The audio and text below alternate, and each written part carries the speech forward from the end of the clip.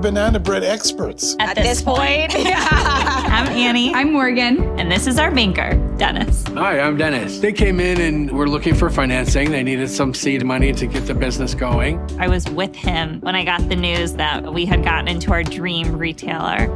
I said, you allowed us to get here. I live vicariously through all my customers, and this was just incredible. I could share in that victory with them. It sounds like you made that victory possible. I had a little something to do with it.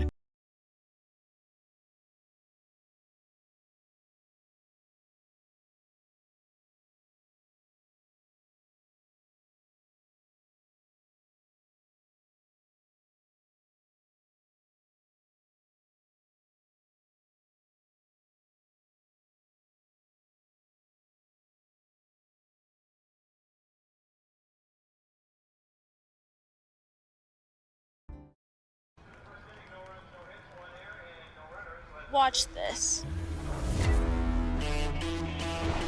When you watch me play, you support all of us. You show your daughter her future matters. Take the shot. Drive, team up, win.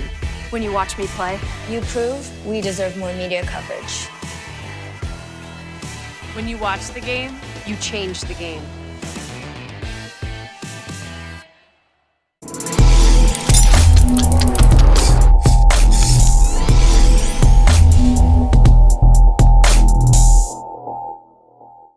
Did you know that your garage door is the single biggest object on your home?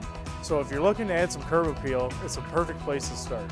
And right now, you can get 12 months same as cash. At Dover & Company, we carry the area's largest selections from top manufacturers. And don't forget to ask about our openers and accessories. We have it all, from battery backup, remotes, keypads, and OHD Anywhere that allows you to control and monitor your garage door from anywhere with your smartphone. Dover & Company, your hometown garage door company since 1936. At Dort Financial Credit Union, we believe in fulfilling our members' dreams and care deeply about supporting our community. Without amazing partners like Dort Financial Credit Union, we would not be able to do what we do. And that's truly the backbone of our organization, is having those partnerships and community relationships.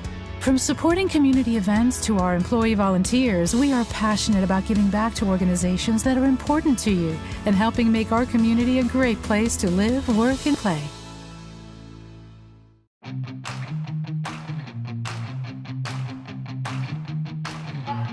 3, 2, 1, go.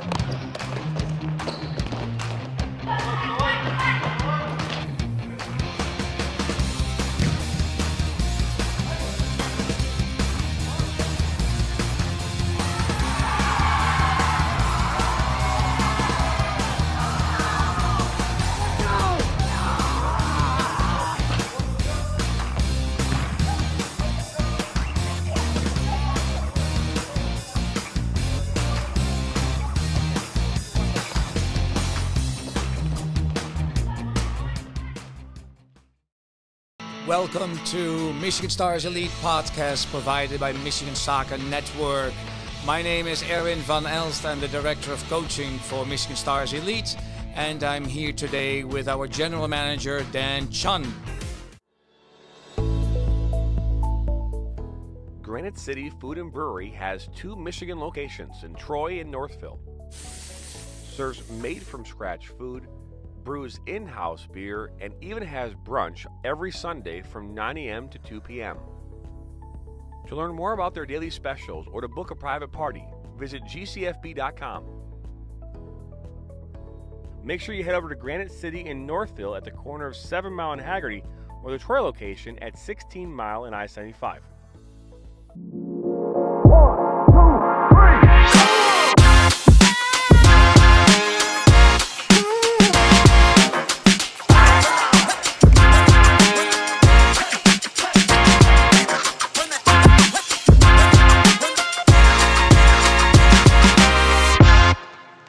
Hi, my name is Paul Tinian. I'm with the Michigan Jaguars. I'd like to welcome all of you to Michigan Jaguars Monthly and thank Jonathan for the invitation to be here on MSN. Just wanted to let everybody know that this will be an inside look at our club, and every month we'll be providing some new hosts and maybe some new guests that we're inviting in to get a better idea of what's going on in and around. Now Worrell has a good cutback from him. He'll fire one, and that's going to go in! We like to do it before we go out on the weekend. We do. We do it every week. Whether we need to or not. We did it today. It was really dirty. My parents do it every day. Hey, kiddo! Do it every day with the Unlimited Club only at Jack's Car Wash. Protect your car from the hot summer sun, dust, dirt, and contaminants all summer long with the Jack's Unlimited Club. Join today, starting at just $24.99 a month. Every small business has expenses as it grows. Whether you're a farmer, a wedding planner, or anything in between, PFCU can help. With a suite of business services, we can help build your business. Are you looking to grow here in 2023? Let the Michigan Soccer Network help you and your restaurant fill more seats. Help you and your law firm get new clients. Help you and your dental practice find more patients. Find more roofing customers for this upcoming summer. And to help you and your medical practice find new patients. To learn more or get started, visit MichiganSoccerNetwork.com.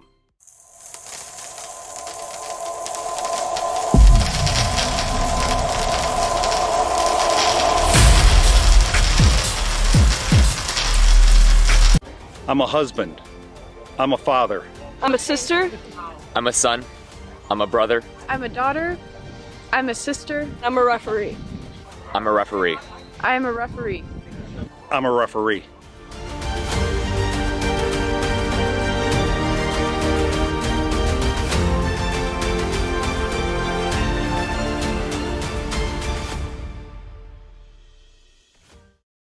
I work in nursing home, I work in the restaurant, and I own my own food truck.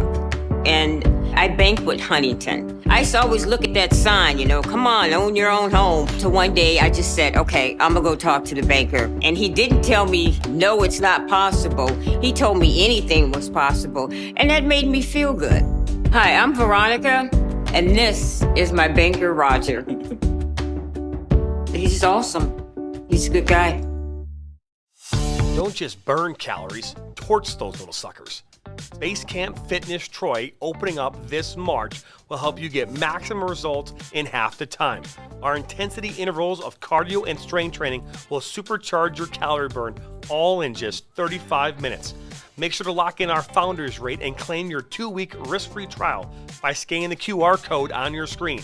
Base Camp Fitness Troy, located at 443 East Big Beaver Road in Troy, Michigan.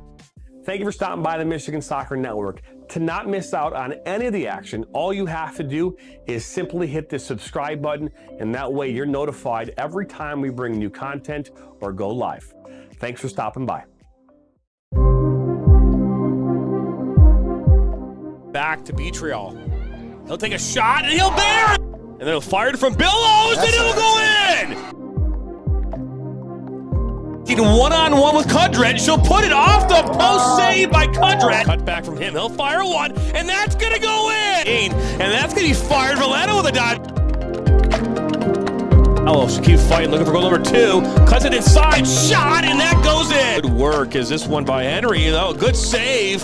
Tulane trying to bring it down. Rogers now will fire one, and that's going to go in. 280, that's missed. Oh, it's Stone! And the ball, and both goals so far. Will fire one, and that's a wonderful save. Going. He'll fire one now from distance, and that is it.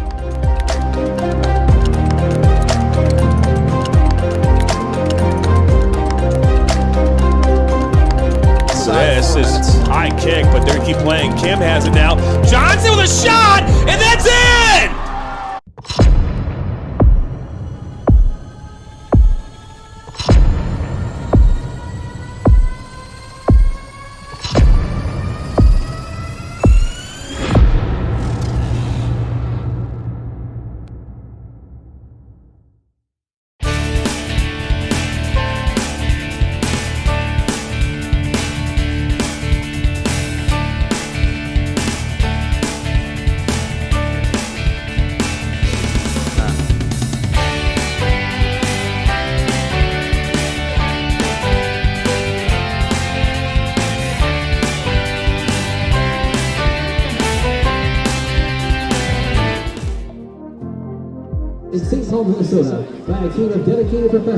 Hello everybody and welcome into historic Atwood Stadium on this Saturday evening, Memorial Day weekend, as the Flint City Bucks in their home opener welcoming in Midwest United, live right now on the Michigan Soccer Network on Facebook, YouTube, Twitch, and Twitter. Alongside my broadcast partner Dave Ellis and the third member of our team, Alexi Ayala, I'm Jonathan Turner.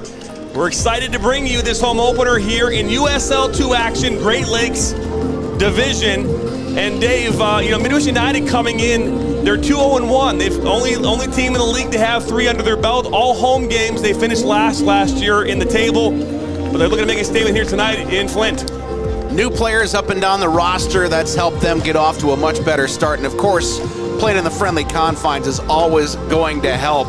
A big 3-0 win over Lansing on Wednesday. They started with the 0-0 draw, John, and since then, they've been on a tear. 8 goals in their last 2 games, so they're really finding their scoring boots.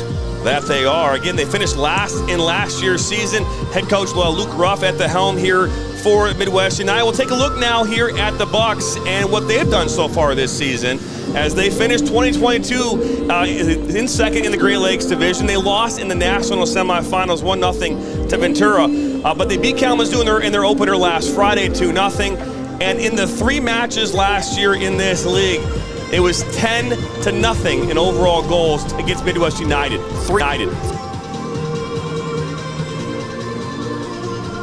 The last time these 2 teams played here in Flint, that's been kind of the story of it. The last time that a Grand Rapids team scored here was 2 years ago with GRFC. So has not been a great place for Midwest United to come in here. But no, it's a new team, new bunch of players on most sides out there. So, and that's not going to be the same kind of domination you wouldn't think right off the bat. This Midwest team feeling a little better about themselves, and we'll see what the Bucks can do in their home opener. That we will. And hey, if you haven't gotten your vote in yet, who you think's going to win this game? Live poll right now on our YouTube channel, the Michigan Soccer Network. Right now, 7 votes in. 43% say Flint City Bucks are going to win. 57% say Midwest United. So get those votes in. We'll end that around halftime and then open it up to player of the game. Well, you'll have an opportunity to vote for that player of the game. So exciting. A beautiful, beautiful evening here. It was mid-70s all day here in Flint. 79 degrees right now here at Atwood Stadium. As you can see, the bounce house is off in the distance. As we'll move to that camera. River Rats are out doing their tailgating out in the parking lot. Had a chance to stop by and say hi to them, Dave, before this match. It's a home opener. It's exciting. I mean, when supporter groups show up, it always makes the atmosphere that much better. No humidity is my favorite part of this. Enjoy it while you can, because it's not going to last in Michigan this summer. No, that it won't. But so don't go anywhere. We'll come back here. We'll give you some more information about these 2 teams. Get ready for the lineups and get ready for this home opener. You're watching the Flint City Bucks home opener live on the Michigan Soccer Network. We'll be back. At Dort Financial Credit Union, we believe in fulfilling our members' dreams and care deeply about supporting our community. Without amazing partners like Dort Financial Credit Union, we would not be able to do what we do. And that's truly the backbone of our organization, is having those partnerships and community relationships. From supporting community events to our employee volunteers, we are passionate about giving back to organizations that are important to you and helping make our community a great place to live, work, and play. So you're banana bread experts. At this point. I'm Annie. I'm Morgan. And this is our banker, Dennis. Hi, I'm Dennis. They came in and were looking for financing. They needed some seed money to get the business going. I was with him when I got the news that we had gotten into our dream retailer. I said, you allowed us to get here. I live vicariously through all my customers, and this was just incredible. I could share in that victory with them. It sounds like you made that victory possible. I had a little something to do with it. Don't just burn calories, torch those little suckers. Base Camp Fitness Troy, opening up this March, will help you get maximum results in half the time. Our intensity intervals of cardio and strength training will supercharge your calorie burn, all in just 35 minutes. Make sure to lock in our founders rate and claim your 2-week risk-free trial by scanning the QR code on your screen. Base Camp Fitness Troy, located at 443 East Big Beaver Road in Troy, Michigan.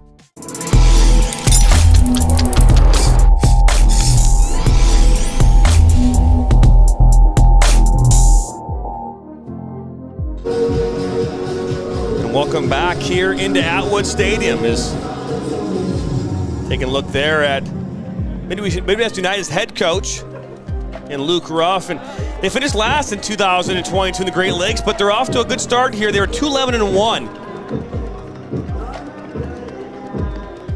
2-11-1, and you think about that, and turnaround. Hey, we saw it last night with AFC Ann Arbor, and with the Flint City AFC, right?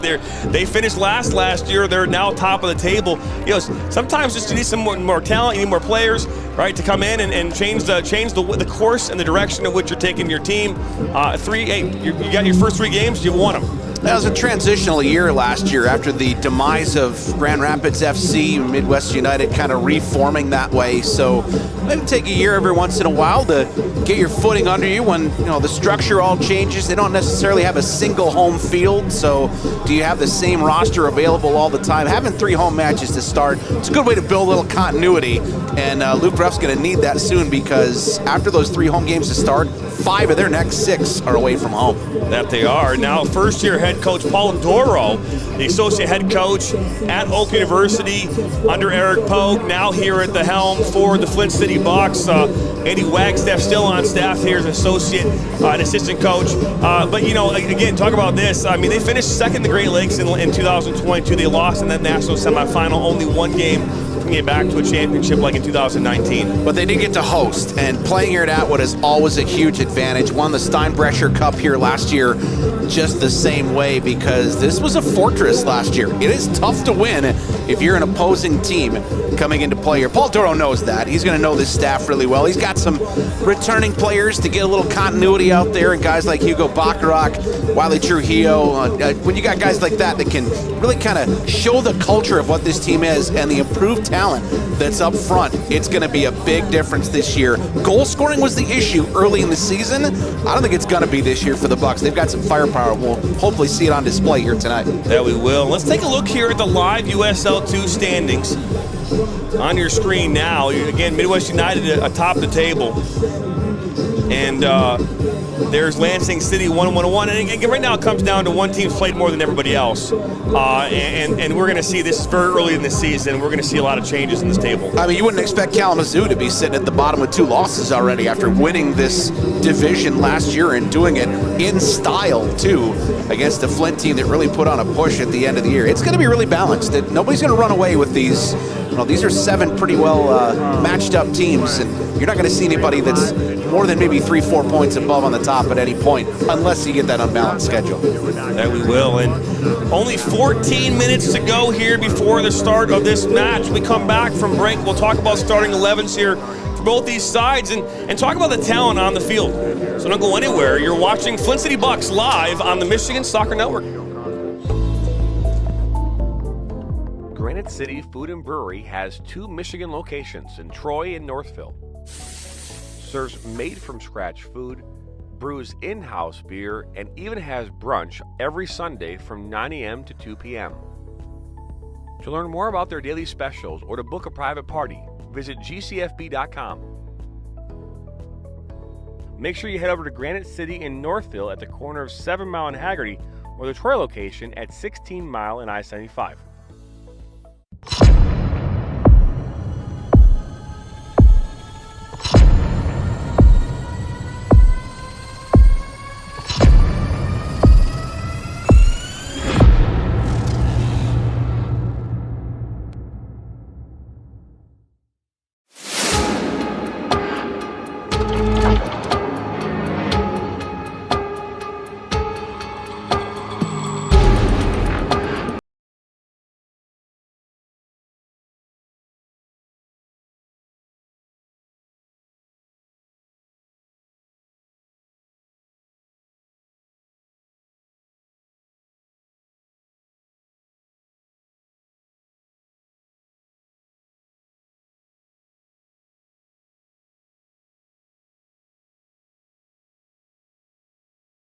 Stop by the Michigan Soccer Network. To not miss out on any of the action, all you have to do is simply hit the subscribe button, and that way you're notified every time we bring new content or go live.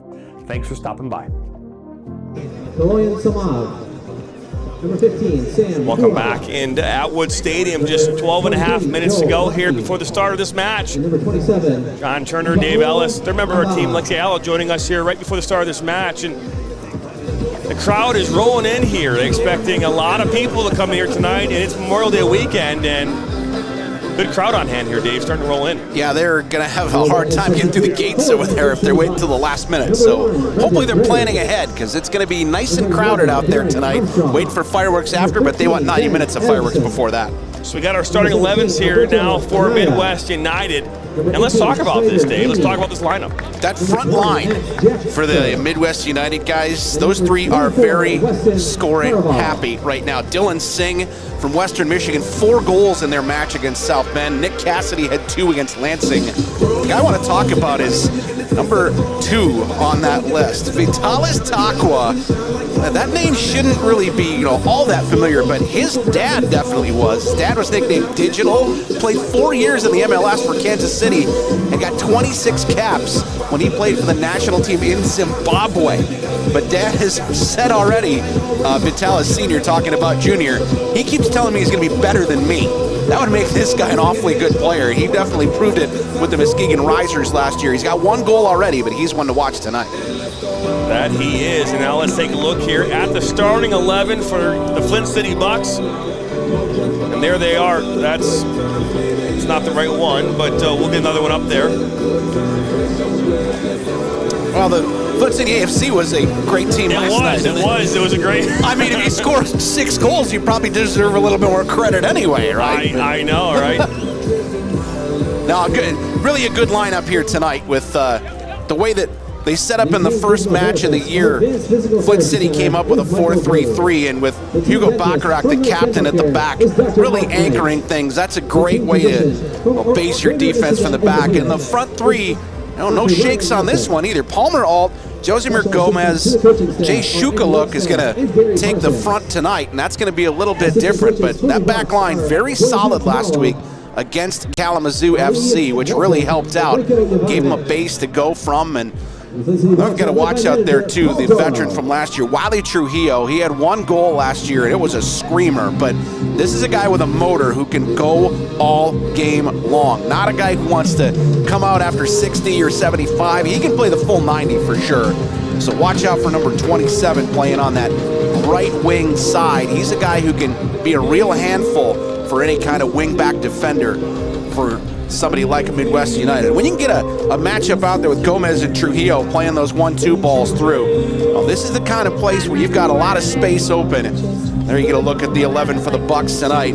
Dominic Nashabin from Sydney, Australia, one of the top keepers in the NCAA last year. He's a great way to start it from the back. And when you look at that center back pairing of Bacharach and Shannon, that'll allow Shannon to go forward a little bit because he's got that security, knowing Big Hugo's back there to back him up. No question about that. Is hey, we're 9 minutes away. We're going to step aside here for one more break. When we come back, get ready here for all the introductions and so much more. You're watching Flint City Bucks live on the Michigan Soccer Network.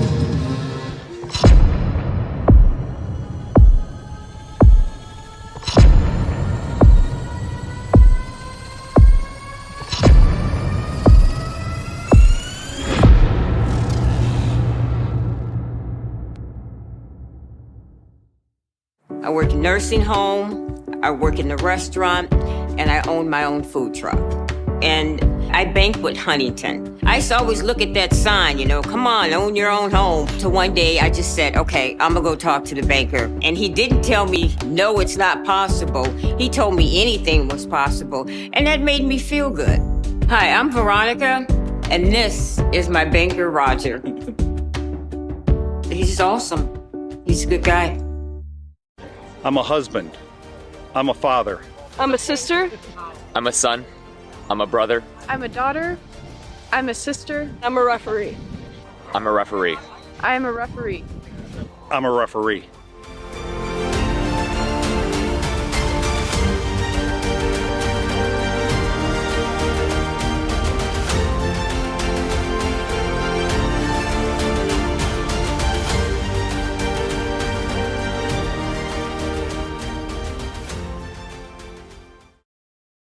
Now Worrell has a good cutback from him. He'll fire one, and that's going to go in!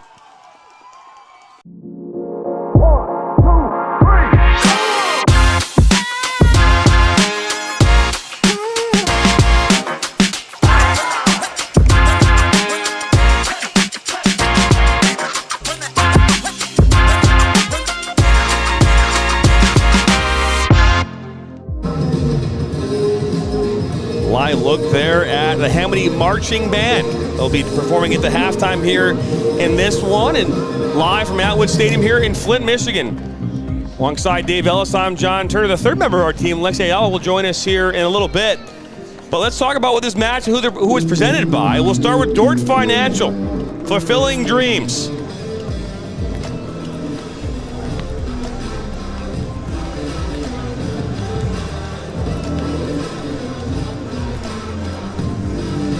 There it is, Fulfilling Dreams, Granite City. Eat good eats, drink good drinks, have good times. Ali Live Sports, measure what matters. Georgia Soccer, serving the soccer community since 1978. Base Camp Fitness Troy, maximum results in half the time. Commercial Graphics, creating solutions to your graphic design problems. Huntington Bank, money is just the start. And FC Barca Camp, becoming a Barca player for a week. Thank you to our presenting partners. And when I see that money is just a start, that's a great comment to say. It is just a start there, Dave. Well, it's just a start when you get a great marching band in here too. This is a very British kind of feel to it when you get the bands out marching around. It was a big day in soccer around Europe today with the Bundesliga title getting decided on the final day, and then of course the richest match in all of world football. The promotion playoff final between Coventry City and Luton Town, and the winner going to the Premier League, and they went all the way to the 6th round of penalties before Luton Town, who plays in a stadium that is not much bigger than Atwood, and they're going to be in the Premier League next year. Imagine this, holding a Premier League match. That's kind of what it's going to be like at Kenilworth Road starting in the fall. That's going to be a hoot to watch that. I think those smaller stadiums, those more intimate stadiums, actually, I think could have more meaning and more power. I've been over to a few of them, and it's definitely true that the ones that are more tightly packed into the neighborhoods are tougher to play in. And Kenilworth Road is definitely going to present a lot of challenges, just like Atwood does when you're coming in and you're not a team called the Flint City Bucks. That is true. That is true. Again, Flint City playing last Friday against the Kalamazoo, the reigning division champs in the Great Lakes Division, winning that game 2-0, getting their first home opener here of the season in front of a pretty large crowd. We have fans still rolling in. Got the bounce houses out there in the foreground here on the other side of the pitch, and we're just 4 minutes and 45 seconds away from the walkout. And Dave, what are your predictions in this one? Well, one of the big things, John, that I'm curious to see happens out here is that Yeldrick Dahlman actually came out of that match against Kalamazoo with an injury. He's not even named on the team sheet tonight, so he won't be available. And that's a guy who last year had 11 goals for this Bucks team to tie for the lead in the Great Lakes Division. So not a guy you want to see out of your lineup for sure. So big thing on the shoulders of Jay Shukaluk, who's going to take that front position, but the wingers will have to help him out too. So we'll see how much that affects the way that the Bucks want to play, because Dahlman's just such a great target up there, and it really allows the runs from on the outside because he was so good at knocking down for each of them. We talked about the turf hop last night. It's definitely in effect when you play at a place like Atwood. You have to have a good first and second touch to keep things under control. So that'll be one to watch for sure. And for Midwest, that front three, you've got to find ways to keep them under wraps. So up to Hugo Bacharach on the back line to make sure he's marshaling those defensive resources and keep them away from good chances on Nashimen back in the goal. And there were just 3.5 to go as players will come out of those locker rooms on the far side for their walk-on. We'll bring that to you along with the national anthem. And there's a look at your referees, match referees. Marcus Barnett is your center referee. Justin Jendowich, Kaylin Gerbach, and Walid Kanda is your fourth official and be in charge of this match here tonight. Something we've seen the last couple games. We did the first 2 Flint City FC home games here, one last Friday, and then last Saturday.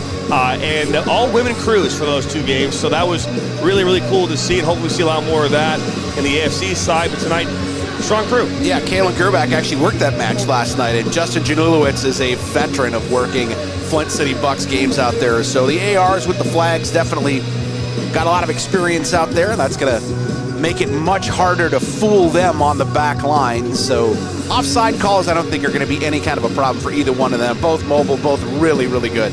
That they are. The poll right now, it's 50-50 now. It's moved back to Flint City Bucks and Midwest United sitting tied in the vote total and the vote tally. So get your vote in who you think is going to win this matchup. Hey, even put in the comments what you predict the scoreline will be. Last night the question was how many goals will be scored. I said 3. I was wrong by 5. So take the over. 6-2 was the final score last night of that Flint City FC matchup against AFC Ann Arbor. But if it's your first time stopping by, we are live right now on Facebook, YouTube, Twitch, and Twitter. Hit that like button, subscribe, share this with your friends and family, and be back here for more action later this week with high school coverage as well as the school day game here at 11 a.m. on Wednesday. It's going to be a hot one. Lansing City in town. A lot of great matchups from either side of the benches on that one, with a lot of guys that there's no lack of familiarity with any of these teams around here, but some really great connections between Flint City and Lansing that we will definitely explore on Wednesday afternoon. This one tonight, I mean, you couldn't ask for a more perfect situation out here. A little bit of clouds, and we're not seeing that same direct sunlight that's on that left-hand goal down there. Makes it tougher on the keepers, but that's not going to be an issue tonight. And we'll see how that one it ends up affecting, because there are some times in this place, this time of year, you can get that sun in just the right spot.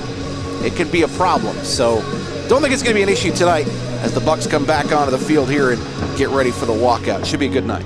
It should be a very good night, and we're excited to bring it to you. A lot of soccer coming your way here this summer. Something we ask a lot, and Dave, you were on the air last night for the first time on the network. I'm going to ask this question of you because it's something that we like to do. We like to talk about food a lot on the network. We eat hot dogs and we talk about candy. But what is your go-to meal? If you had to pick a meal, what is it? Here in Flint or pretty much anywhere? Generally, if you had a meal to go to. I'm a UP kid. You give me a good pasty, and I'm set for good. There's a lot of good places. Now you live out now on more towards Lansing, right? Yep. So there's a place in Howell called the Heart of Michigan. You ever heard of it before? I have, and the problem with that one is I'm a pasty snob. You put carrots in the pasty, you ruined it. Okay. So it's got to be made Cornish style. That means no carrots. That means if you got to put anything on it, no ketchup, no mustard, none of this other stuff, gravy, you're a heathen, you put it on there. The only way you eat a pasty is straight out of the bag, nice and clean, no carrots. I'm happy. And I got to get it from Tony's Country Kitchen in Laurium in the UP.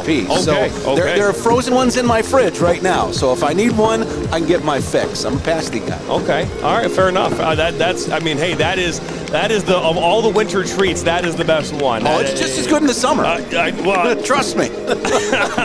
I've had one pasty in my life. I had it at a place in Clawson. There's a pasty place I have been to that one. That's King Arthur's, right? I don't know the actual. It just says pasties on the building. I can't think of the name off the top of my head. But there are a couple of decent ones around. There's actually a place in Grand Ledge, west of Lansing, that has maybe a passable one. But you got to get to the other side of the Mackinac Bridge, in my mind. Well, you spend a lot of time up in Mackinac, so I mean up in the UP. So it makes sense that you have a local place you can go to grab those pasties. And you just got to go a lot, So if that makes the drive worthwhile, hey, I can get in the car for 9 hours, eat a good pasty anytime.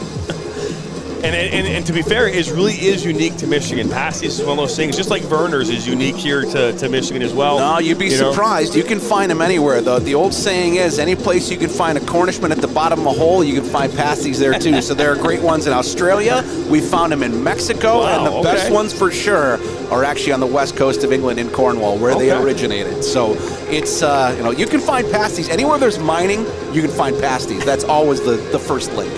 Very, very cool. As we're just moments away from the walkout here from the international walkout, as it is known. As the two teams will come out of their locker rooms on that far side. Actually, one of the best pasties I ever had was at Fulham Football Club at Craven Cottage. Okay. West Cornwall Pasty Company had a place right outside, and it was like heaven. 90 minutes of Premier League football and a pasty, you can't get better than that. For those of you that don't know, what is a pasty? Because I think there are some viewers out there might have any idea what you're talking about. Well, it's you'd probably describe it as just like a pot pie without the pot. Yeah, just a full bread bowl, but no bowl. You need flank steak, you need potatoes, you gotta have rutabaga. Put it in, bake it up. Make sure you leave a little hole in the top to let the steam release, and eat it right out of your hands, right out of the bag that it's in. It is the best culinary delight. That it is. And now here comes the walk-on, and we'll let the public address announcer here take over from now on. We'll be back here in a few moments.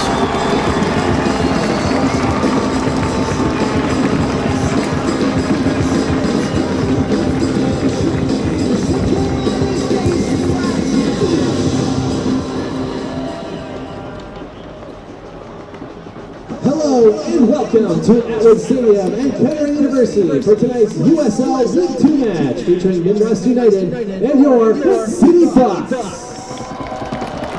Let's meet tonight's starting lineups. First for Midwest United. Number 0, Enzo Carvalho. Number 2, Vitalis Takawa. Number 7, Nicholas Cassidy. Number 8, Tim Meeting. Number 10, Gabriel Villa Gomez. Number 12, Yusufeni Osajewo. Number 16, Dylan Singh. Number 21, Duarte Chapelas Ramos. Number 22, Praise Madukwa. Number 24, Connor Burkett. And number 26, Brennan Griffin. And now the starting lineup for your Flint City Bucks. Number 2, Dylan Shannon. Number 3, Jonathan Robinson. Number 4, Hugo Baccarat. Number 6, Nolan Miller. Number 7, Josemir Gomez. Number 8, Malik Henry. Number 10, Michael Adedokum. Number 12, Jay Shukruluk. Number 15, Palmer Alt. number 27, Wiley Trujillo. And starting goal for the Bucks, number 32, Dominic Michigan.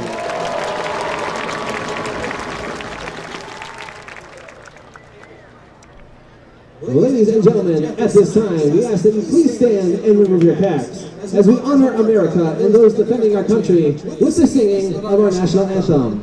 Singing the anthem this evening is FIM and national recording artist Danielle Bollinger.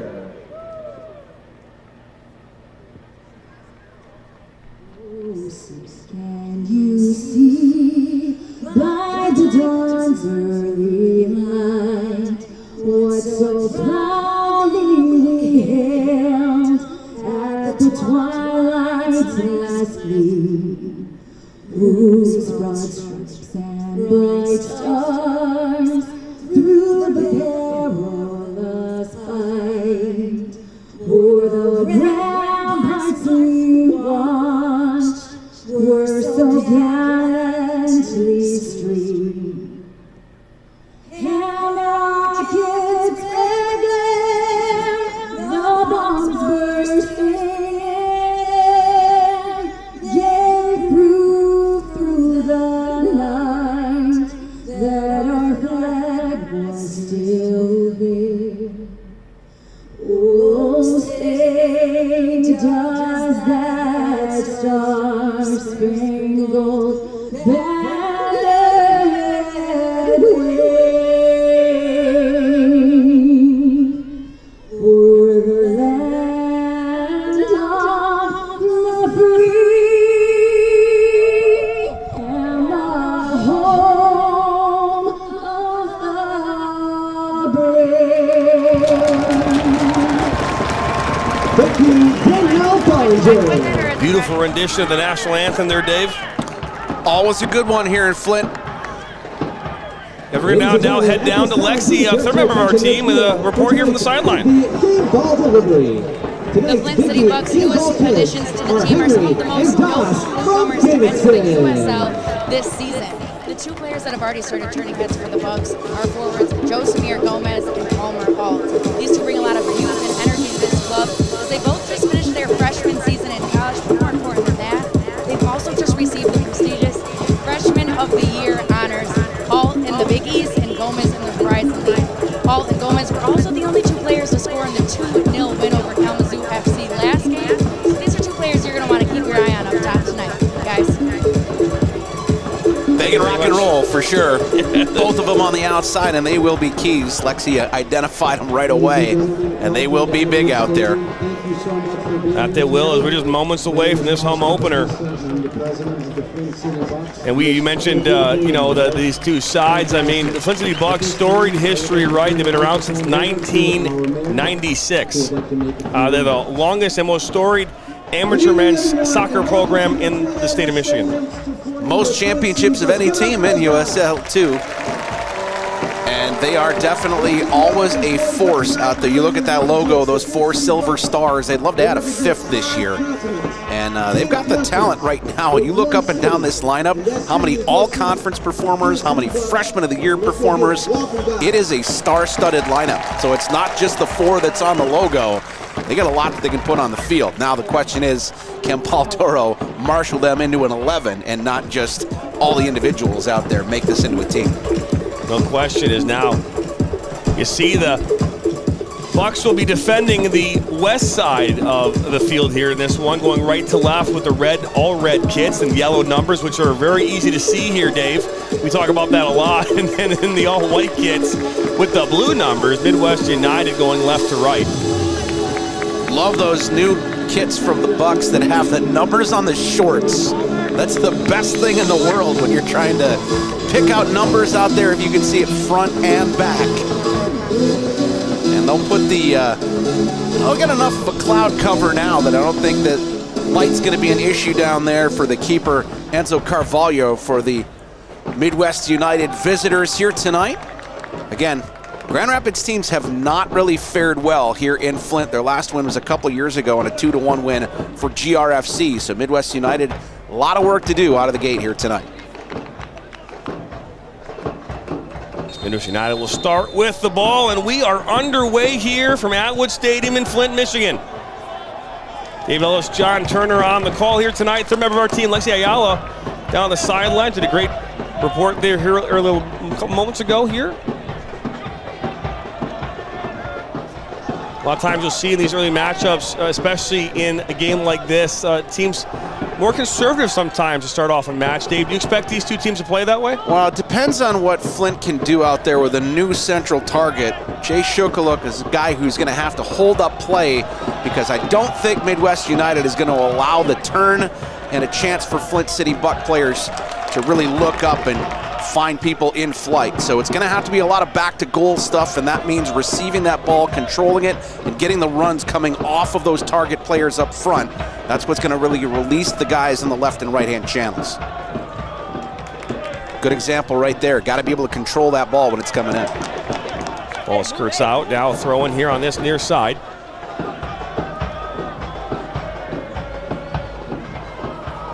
So keep an eye on Palmer Alt. That Lexi was talking about earlier, number 15 out there, was Mr. Soccer in the state of Indiana as a high school senior and really continued on at Butler, where he's the freshman of the year in the Big East. He's a guy who can really open it up and some great offensive talent with his feet on the left-hand channel.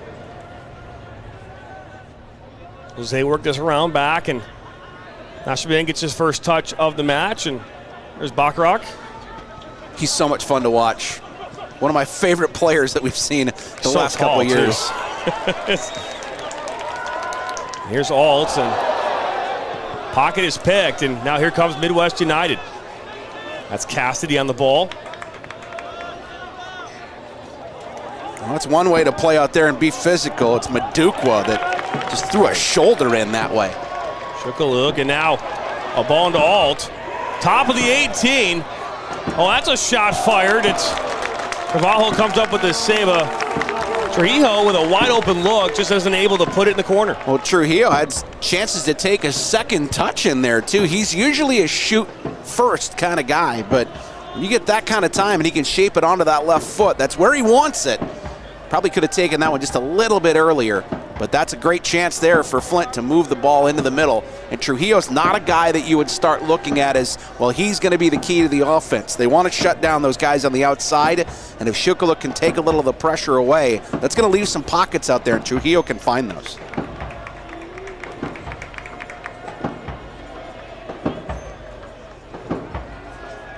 Really shows the reach, too, that the Bucks have, that Wiley Trujillo plays his college soccer at Gonzaga. It's a long way from Spokane to Flint, let me tell you. Carvalho plays this long. It's Takawa now on the ball. That should be a foul. And that it is. First foul of the match. That was Dylan Singh. Nolan Miller is going to be a real key back there, playing that role that Matt Fernley used to do so well as the holding mid right in front of the two center backs. So number 6 is going to be a guy that they're really going to depend on to give some support to Bacharach and Shannon at the back there. Kept on that far side. Trujillo looks to get the ball. A good tackle. Tackle there was Atadeu. Odajawa was still down over there too after he made that tackle. He got back up for a second, but right back down with his left hand on his back right now. I'm not sure if he jarred something when he went down. Just slow getting up. Something about turf, you know, something is not as forgiving as grass. If you get your cleat caught in it or well, he shook it off for now.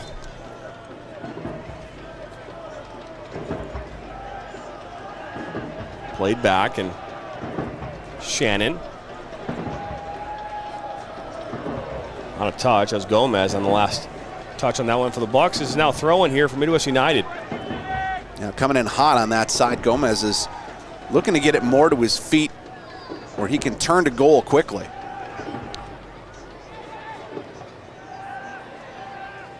Hey Bruce, Statman is here. Comment coming in here from our YouTube channel. 21 votes now in total.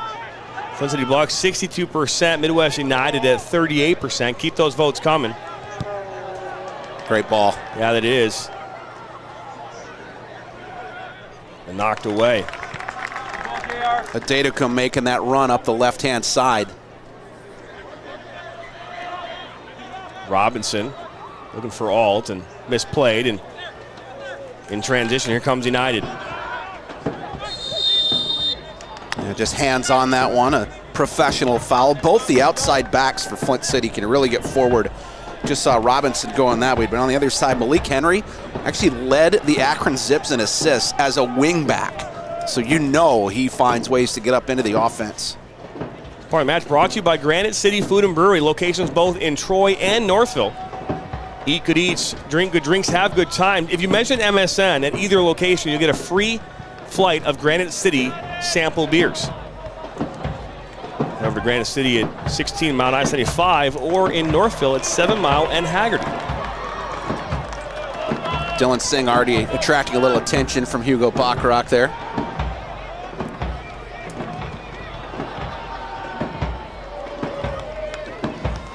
There's a change in the roster. It's Mpomo Ambeha. I was saying Mpomo Ambeha, he was not on our starting 11. So late minute change there. First corner of the match coming up here for United.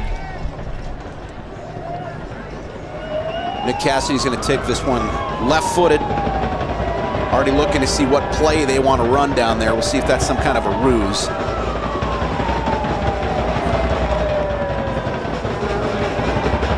Ball comes in. A little shove there, and they're going to call a penalty shot, and I think rightfully so. That's a shove, and a penalty shot coming up here now for Midwest United.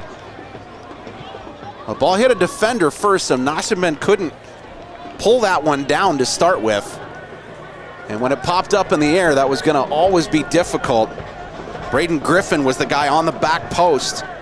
Wasn't a lot of contact, but he didn't need much. He went down easy, and that's going to put it to the spot. So this will be taken by Takawa. Too early in the season to have a book on all these guys. We'll see how Nashiman wants to play it.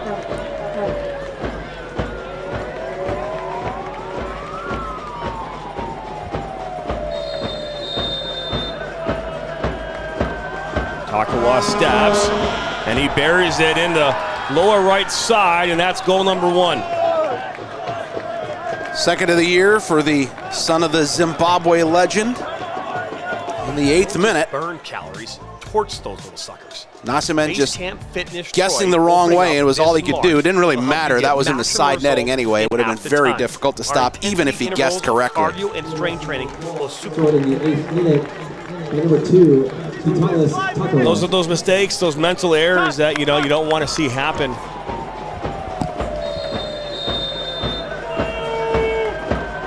Takawa stabs. Those mental mistakes you don't want to see happen in the first part, the first 10 minutes of the game. You give up a PK, and to be fair, it rightfully called from our angle at least. But hey, still a lot of time left. Well, Griffin did a good job to get himself in position off of that pop-up. And it gets to the point where, if you don't follow him, he's probably going to be the first to the ball anyway. So at least you don't surrender the card there. And now it's just hit the reset button time. Here's Henry. Looking up for, Arvilla comes up with it, looking for Gomez. Well, Carvalho out there and making the play right away. And Odajayo applauding his goalkeeper for the good communication. He was able to just keep Gomez from cutting in and finding the ball. That little bit of obstruction enough to let the keeper get out and pick it up. Ooh, Carvalho makes a mess of that one. Oh, Alt. There's going to be a foul, and it will be. Well, that right there, if you're throwing the ball into the pocket. Yeah, see. And then he touched him. I don't like you getting away with that, because first you kicked the ball and then you threw it away. So you should have had your warning. That should have been in the pocket right away from Marcus Barnett. And he certainly will not get away with any more than that, will Ambeha. Yeah, Ambeha makes that. He also grabbed at the referee as well. So it's like there's a trifecta there. First it's the foul, second is the kick, third is putting it away. Oh, wide open look. That just over the head. Now for a goal kick. Palmer Alt was there, and he was onside, too. Just a little bit over the top. Shukaluk in there, too. That's where you missed the height of Yeldrick Dahlman, who's certainly a big target out there, the big German.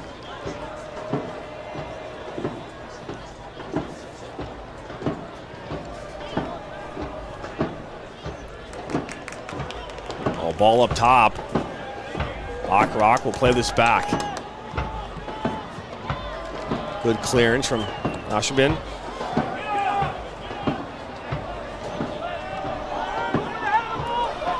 Well, good settle there from Adedekun. What he was is all tried to keep it on, and he did, then knocked away from Beha. Dekum looking for Shukaluk and try to thread a needle that wasn't there.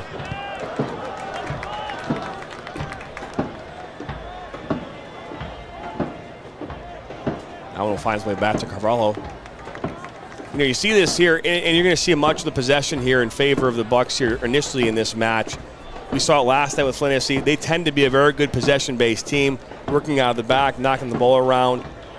But what should we see right now, Dave Ellis, from these from the Bucks right now to get back in this game? Well, it's still a team that's learning each other right now. They've only played one together. That's the advantage that Midwest has, is that they've had a lot of players who've already played together. Their back line's been pretty solid the first couple matches, and they've had a chance to learn each other out there. And the Bucks still just trying to figure out who your teammates are.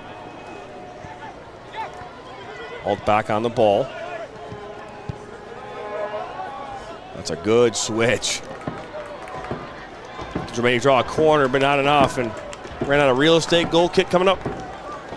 Well, Takawa coming all the way back to defend Malik Henry there, and needed it too. With that big switch, you're really asking a lot of those wingbacks on the outside to come back and track somebody that's coming from the back line. So got to be a full field player, and Takawa's got the goal, and now he's got a good defensive play back to help out his keeper. Carvalho plays this long, and that's going to go out of touch.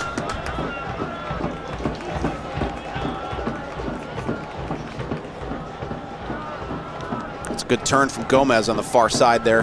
Another good tackle and out for a throw-in for the Bucks. Odajayo's having to come out and play pretty expansive there for his center back. He's been away from the 18-yard box a lot. Oh, and that's a tackle right there. Foul. So a dangerous free kick coming up here for the Bucks. Odajayo again committing the foul. Good job by Shukaluk to protect that ball as it came in. Didn't allow the defender to look at the ball. Had to foul him. And this is a tough one. It's not really a corner. It's not really a free kick that you could put on goal. So 3 in the wall to start with. And they'll be moved back the requisite 10 yards. Trujillo stands over this. Adedekun also kind of taking a look at it. It looks like Shukaluk will take it. Ball played in near post. Bachrach was right there, and they're going to... Looks like maybe a dangerous play. Now Trujillo a little flat on that delivery, but it did make it through. Just hopped up right away, and yeah, you get that high boot in there, and you're going to see that called 9 times out of 10. Part of the broadcast brought to you by Commercial Graphics, the official graphics partner of the Michigan Soccer Network. Looking to get your graphics, either that in print or banners, vehicle wraps, and more. Head over to comgraphics.com today.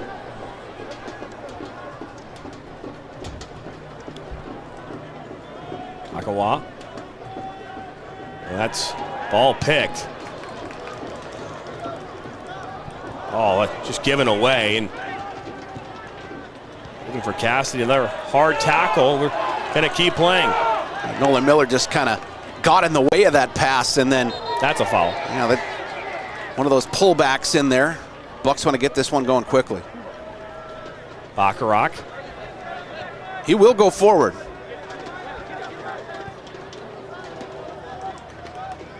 Shannon. Out wide. Looking for Gomez. Gomez cuts it back. First corner now of the night here for the Bucks. We saw on the other side here back in the 8th minute, a corner kick led to a PK for Midwest United, and they got their first goal from Vitalis Takawa. Trujillo's going to take this one again. Watch for Bacharach again, number 4. They'll try to protect him so he can get a free run on this. All is there for short ball. Ball comes in near post, and that was an extravagant flick there from a Datacomb. Just couldn't put it on goal. That's right. So a goal kick coming up here in the 16th minute. Live from Atwood Stadium. You're watching us on the Michigan Soccer Network on Facebook, YouTube, Twitch, and Twitter. The poll now 36 total votes. Match highlights coming tomorrow morning, too, on YouTube, so don't forget that. But you can watch it live the rest of the night. That's here. right. It's right, live and on demand forever.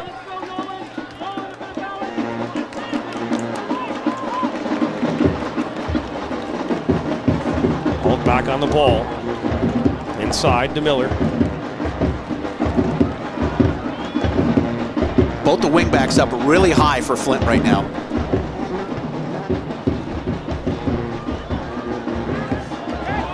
See a last touch off Robinson. A little confusion there between Robinson and Adedekun. You're not going to get that ball over Hugo Bacharach really easily. One by Shannon, and now Alt. He's got some space here on this near side. Puts it inside. Trujillo. Inside for Shukaluk, and he'll take a shot that deflects off Gomez and then clear it away. Malik Henry making that run on the outside. Just wasn't spotted there. I like the way that the Bucks are switching play from side to side here. All played inside, but all the way back to Shannon. Trujillo. He's got Gomez. Oh, good ball out wide, looking for Henry.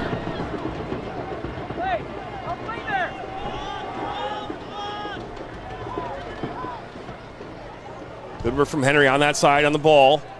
Knocks it back.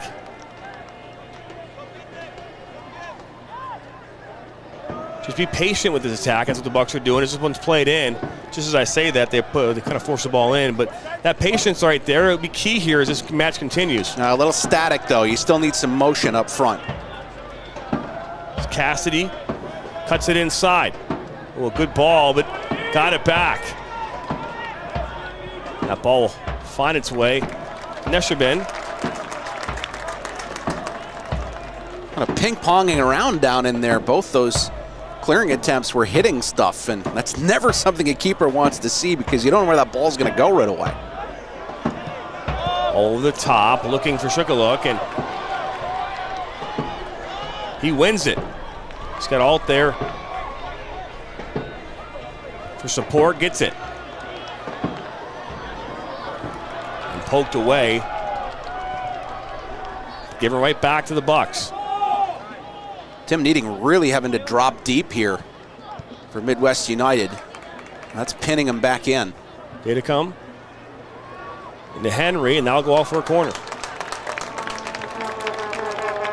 Well, definitely it's a different look with Shukaluk up there because he's got that speed to beat you over the top. Dahlman much more of a target player.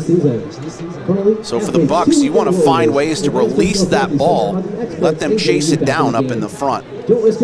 Trujillo again to take this corner. And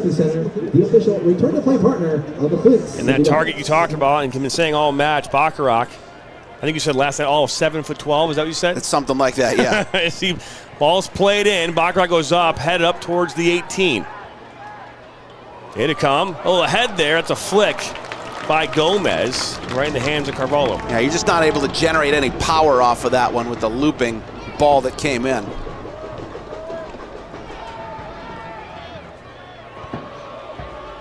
Bacharach already quickly back there to get the header to start the attack one more time.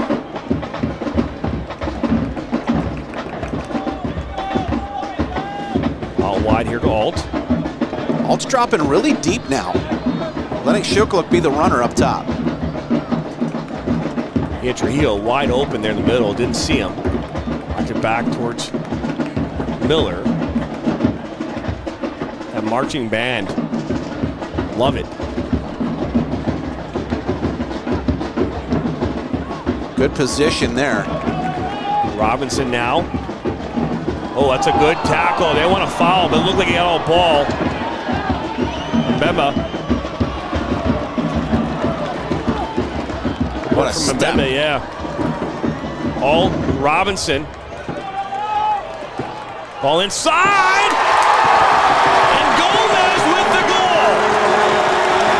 All started with Bacharach making that huge step from the back, beating two defenders, and that meant that everybody was missing their assignment. Good look by Alt to get it to the outside. Robinson put it into the hopper. Robinson. No mistake from Gomez. That's his second of the year. Look at Ball that inside. great left-footed cross. The stooping header. Gomez has got two, and we're even at one.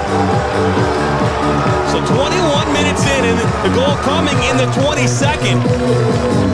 Flint City blocks one, Midwest United one.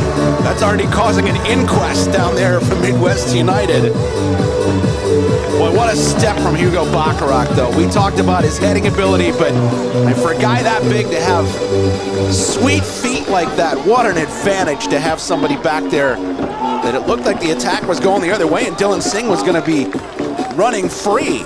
Big Hugo said, no, you're not. Took it away, and that's a great start to the attack. He won't get an assist out of that, and he really deserves one because he's the one that caused that whole play to start. We talked about that quite a bit. Soccer is one of those unique sports where you don't see a second assist. Well, he would third assist or fourth assist or fifth assist, right? Well, we're back underway. We know it for sure. Goal scored by number 7, Josemir Gomez. And great play by Gomez to finish it off, too, really committing to that header. Assisting on the Boy, look at the pressure already. Oda Jayo has to be really careful on the ball. Bucks hunting in packs now. Carvalho plays it long, looking for Takawa. Now Henry will play this back. Nashabin.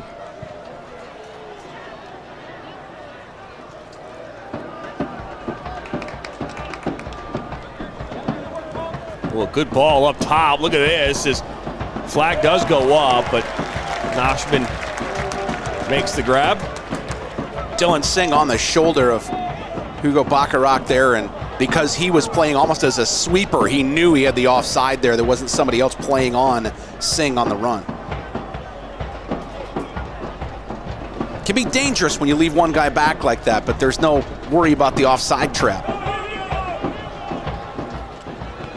Robinson on the ball on this near side into Alt.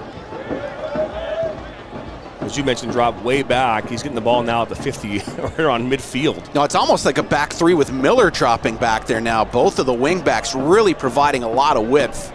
Robinson only a couple steps off this touchline here, and Henry definitely hugging it on the other side. So Midwest United has to play the full width of the field right now to defend. First time stopping by, hit that subscribe button here on the Michigan Soccer Network. Oh, ball, that was a good looking ball, just didn't make it all the way through. Shukaluk with that touch there, but Buck's doing a good job tracking back now too, with 6 players back on that ball to make sure there's no odd man going the other way.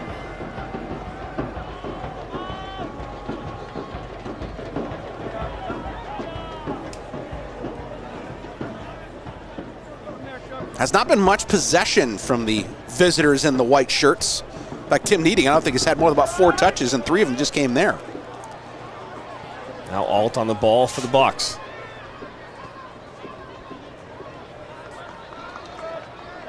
Here to come, out wide to Robinson. Back to Datacom. Good switch to that far side. A lot of space.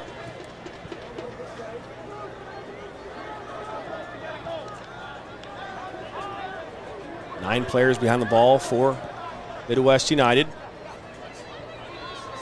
Now Robinson already has an assist in this one. Looks to go long.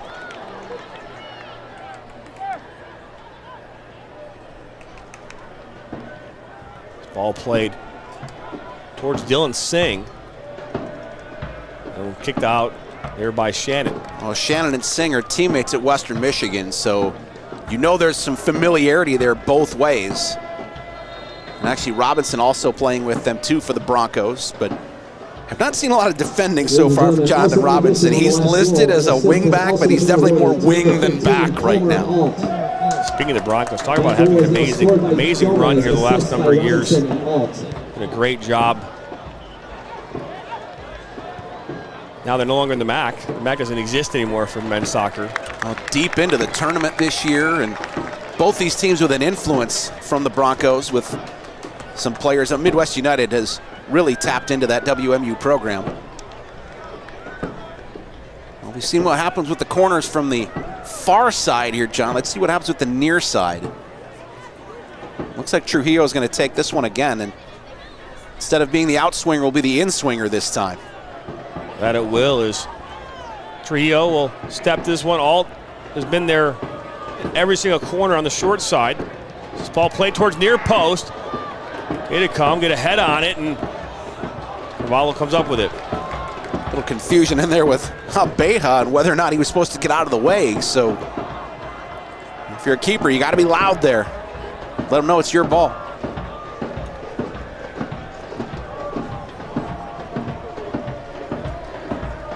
Madukwa with, got bailed out there for sure.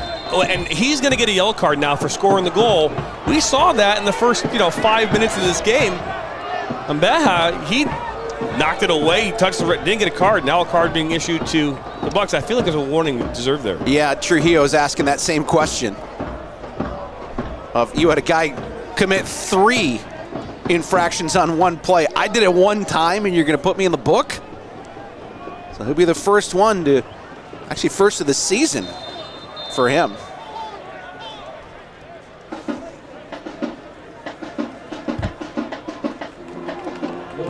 Eating knocks it back. Pressure there by Shukaluk is back to Carvalho.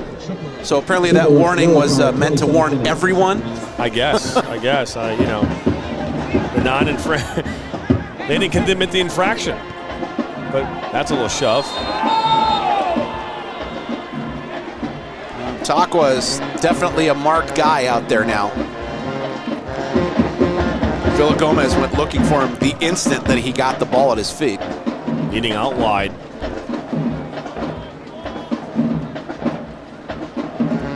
Switches here to this near side to Ramos. Beja.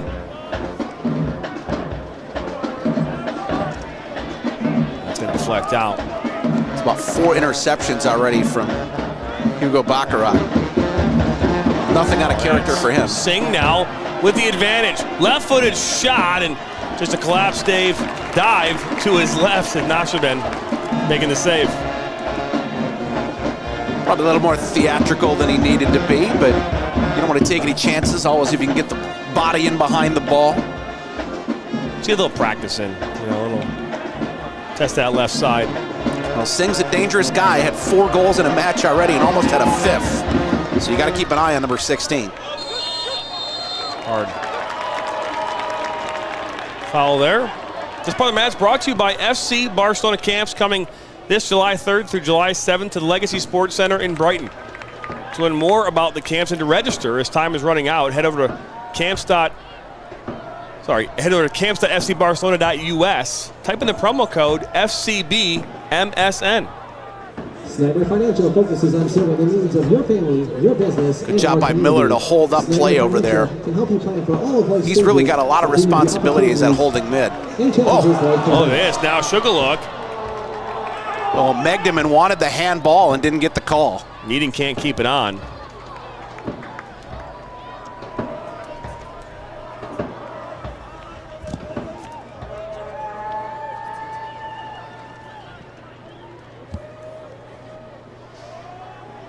Just an unbelievable atmosphere here. A lot of people here today. We don't have the official numbers yet from. Going to be in 4 figures. For sure. Last night there was just shy of 900 here for the women's game. Their first matchup at 2,700. Fireworks tend to bring the people out, don't they? That's right. Fireworks are happening here tonight. They'll happen right during our post-game coverage. So another corner kick coming up here. Again, this will be swinging in onto the keeper. So Carvalho already with 2 steps off the line on the short corner here. That's Alt now. He got the ball off that short ball. Paul's inside for Gomez. And now Shannon will look to slot one, and that one's going to go out for a goal kick. Boy, 6s and 7s for Midwest United right there. They had no idea what was happening as that ball was at the feet of Bucks players. The only thing that really kept it out was all the traffic because there were so many bodies in the 18. Cassidy on the ball now. For Midwest United over the top looking for Singh. Well-placed ball. Beha. Furthest back we've seen Robinson all night.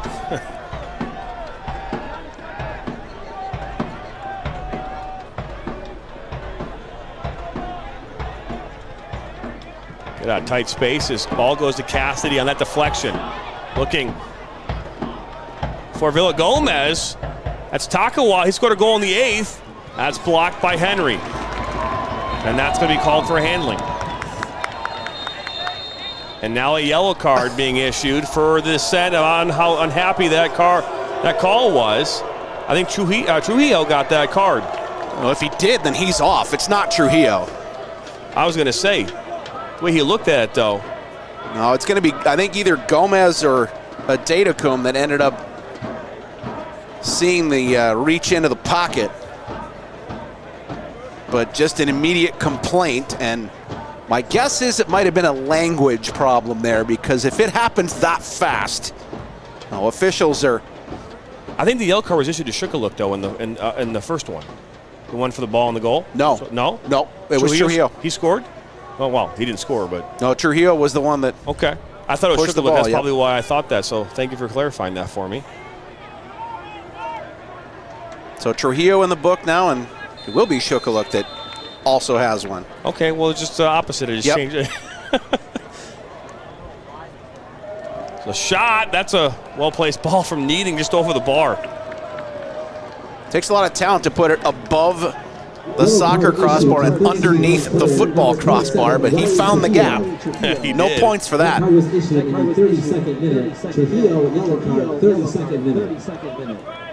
So yeah, I guess you're right. Shukaluk got the first one and Trujillo the second. Oh, okay, all right. Okay, so I feel a little better now. I feel like I wasn't paying attention. But in all the end, it all worked out. It all worked out. That was a tough ball going back there from Alt all the way back to Shannon. And that already caused a little confusion in the back here for the Bucks. Takawa into Villa Gomez. Look how far Alt is back now, playing more of that holding midfield role. We've seen him adjust quite a bit in this game, from playing up top and out wide to back now in the middle of the park. Well, he's got that versatility, which is good, but you want that attacking talent up front. Well, that's a great ball into Cassidy. Cassidy looks to cut it back. That actually hit the handle, looked like a Robinson. We're going to keep playing. I kept it on, but that flag will go up. I don't know if we can get a look at that one again and confirm that there was no handball. The way he was sweeping his body, it could have very possibly hit his hand, but referee didn't see anything there that warrant. Now, typically, if your whole body's down there and it hits your hand, it would have hit your body anyway. That call's not going to get made. Well, good run now here. It's a shot right into Carvalho. That was Trujillo on the shot. Well, like we say, Trujillo can hit him from outside. Got a good poke on that for his off foot. Current vote tally, 45 votes so far, and who do you predict to win? Flint City Bucks, 53%. Midwest United, 47%. That poll right now live on our YouTube channel. Ben Robbins up the boys in blue. Get it in. Atwood sounding quiet to me. Well, I think quiet no more after that goal from Gomez in the 22nd minute. I mean, compared to standing out at Bishop Airport on the tarmac, it's probably quiet, but let's talk in relative terms here. Well, that'd be touche, my friend, touche. Because Gomez now has on that far side Henry the overlapping run, looking in for maybe Shukaluk. No, back to Henry. Into Shukaluk.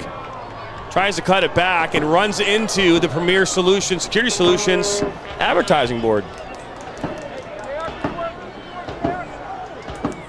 3v3 here on the break.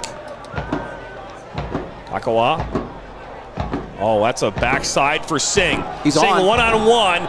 It goes just short of that near post. It's a glorious opportunity there for Singh, and it goes wide.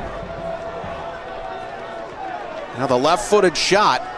Robinson kept him onside on that 3v3 attack, and that's an escape there for Nashenben back in the goal. Definitely happy to go start the goal kickback. Ball here into Robinson on this near side, a well-placed ball. Puts it inside, back post for Gomez! Just wide, and on the other side, Singh misses on that side, and then on this side, we see Gomez miss, and two glorious opportunities. Nothing comes of them. Turnabout is fair play, I guess. This is not the way you want to play anything you can do, I can do better. Great cross in there, but what a ball to drop in and not put all the steam on it out here for Robinson, so he doesn't have to chase that down. And a really effective left-footed cross to get it into the box. Things are opening up now a little bit here, John. That they are, as this ball switched here this near side. Meha into Cassidy. Look for Singh, and Bachrach right there, and let it go out.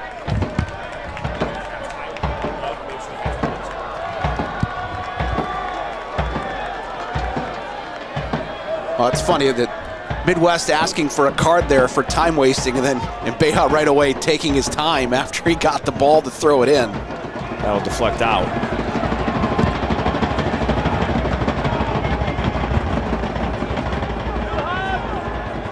Good shoulder there from Robinson to pin in Cassidy. Another throw-in coming up. Midwest has been really good with playing those triangle passes in there. Trying to find two options. Good in close quarters. Well, that's a foul. Well, that's another foul. And a double, that's got to be in the pocket. And that's a high shoulder coming from Odejayu there, and it was intentional. And it wasn't one, it was two. That's got to be in the pocket. We've seen some inconsistent officiating here in the first half from Marcus Barnett. That's a dangerous play when you hit somebody shoulder to chin. In fact, no, I wouldn't even be reaching for the pants pocket. I'd be reaching for the top pocket, and he will get at least the yellow here. Yellow card issued. Well, he certainly had to be talked into it with how long that took. And Odejayu's been a guy who's been involved a couple times already here, so not good news that the target players have really taken some abuse the first couple matches here for the Bucks, with Dahlman going out and now Shukaluk shooken up. I loved it. I saw what you did there. Been waiting for that. The official attendance here tonight, 5,890. That's a bunch. That's a bunch. Half the capacity of Kenilworth Road that'll be in the Premier League next year. The stadium only takes 11,000, so I mean you're right at the halfway point, or just above halfway point for the stadium capacity. Is we're back underway here, 39th minute. Ooh, that's a hard tackle, and Meha. He's already had that. I don't know why we even haven't talked. Well, he's boxed himself in now of what's a card and what isn't. And now when you're in trying to take away the fast re-kick. Yeah, he's quickly losing control of this match here. That card was issued in the 38th minute. So we see Triel standing over this along with Datacom. All played far post. Well, almost comes back across and all for a goal kick.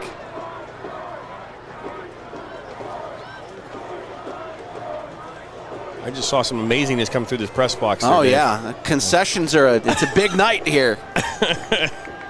That is amazing. Well, the cops and robbers truck always popular, and I'm sure the line's going to be very long tonight. Singh now on the ball.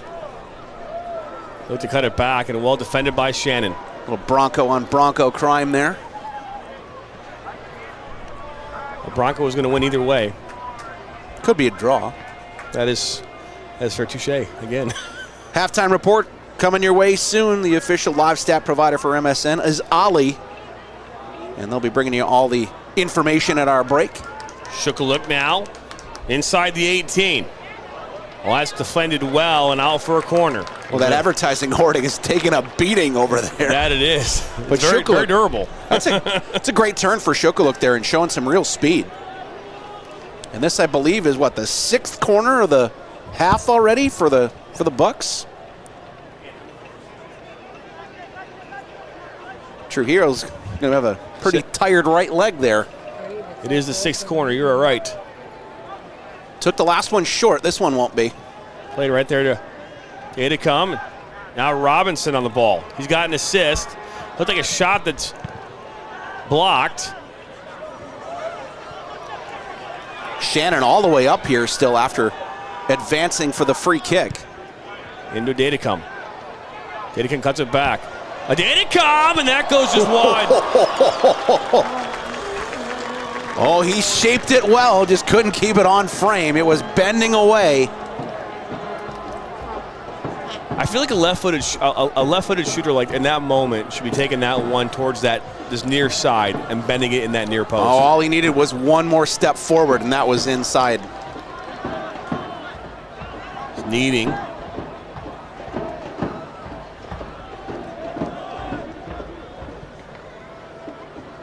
That little spell of possession Midwest had about 10 minutes ago has really dried up. So just 3 minutes ago, plus stoppage time in this one. Watching USL 2 Great Lakes Division action here on the Michigan Soccer Network. Dave Ellis, John Turner on the call. Alexi Ayala, our sideline reporter, third member of our team. Talk with both coaches here at the half. We'll get some information at the halftime break.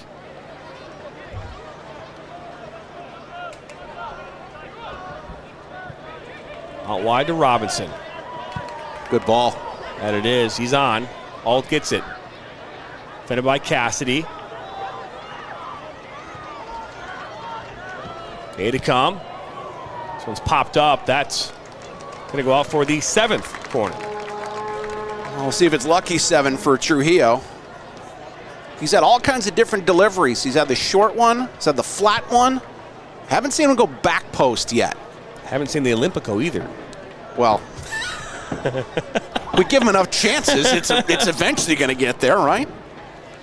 That it will. Watch for Gomez here. Looks like he's the one that's the free man off the first run. They're all watching Baccarat. All played in.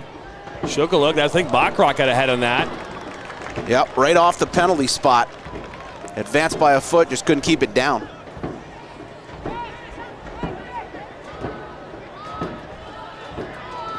Can we replay slow mode, zoom in, that sponsor board getting crushed?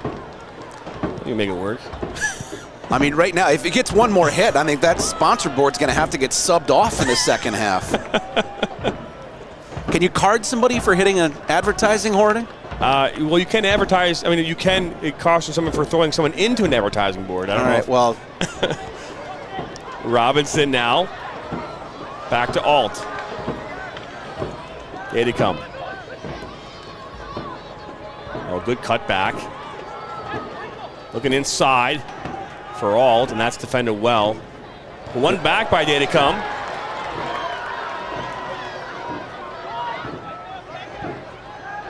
Trujillo. Now Miller out wide to Henry. Again, patience. Find a way. Gomez now. They're all too deep. Now Alt. Cuts it back. Trujillo. A Datacom saved by Carvalho. Corner number 8 on the way, and we're going to get 4 minutes of stoppage time here, John, too. Holy so cow. This half is nowhere near over. 4 minutes. Where did it all come from? Alt. Robinson, back post, headed down. Carvalho, Trejo misses the rebound. And Miller was at the back post wondering why he couldn't get a touch with the goal yawning at him. My goodness. 4 minutes is going to be a long time back there for Enzo Carvalho. We saw Flint City AFC get one in stoppage time in the first half last night. Bucks have carried the play here on the balance. They probably deserve to go into the half in the lead. Oh, quick throw in, and Singh went down and a little soft. Well, looking for a call and talking to his Western Michigan teammate back there about it.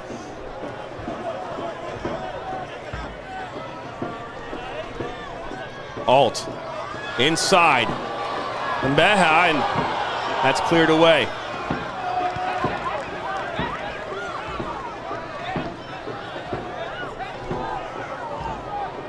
Second ball on the field there. Out comes Carvalho, and he'll make the grab. This is a good comment. Deliberate destruction of advertising boarding equals yellow card plus invoices for new boarding. So that's the... Costa Papista will be sending out a bill in the morning.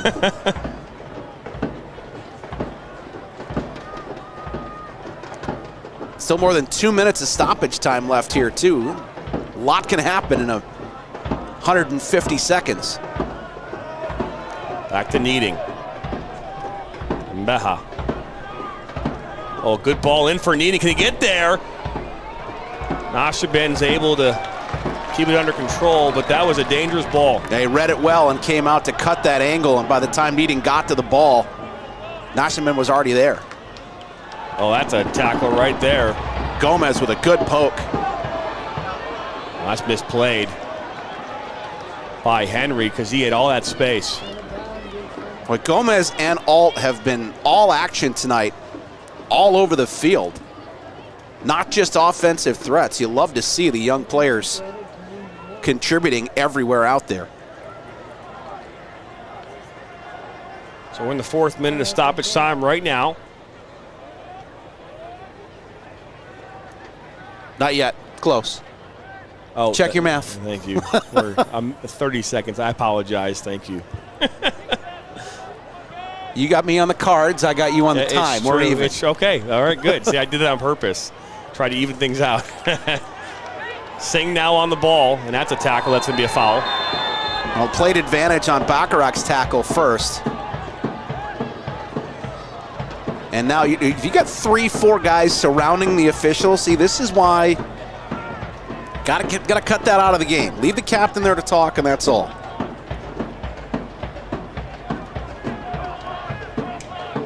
Midwest going to take their time on this one to try to make this the last attack of the half.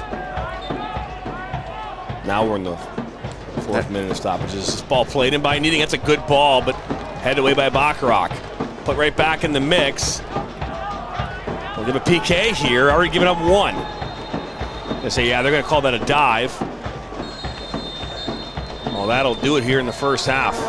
Didn't quite get to the 4 minutes, but not much going to happen there in the last 15 seconds or so, so why not? No question. 1-1 here at the half. A goal in the 8th minute of a penalty kick from Takawa, and then the tying equalizing goal in the 22nd from Josimir Gomez. And that's where we are here at the half. You're watching the Flint City Bucks live here on the Michigan Soccer Network. We'll be back here with halftime report and more after the break. Don't just burn calories, torch those little suckers. Base Camp Fitness Troy, opening up this March, will help you get maximum results in half the time. Our intensity intervals of cardio and strength training will supercharge your calorie burn, all in just 35 minutes.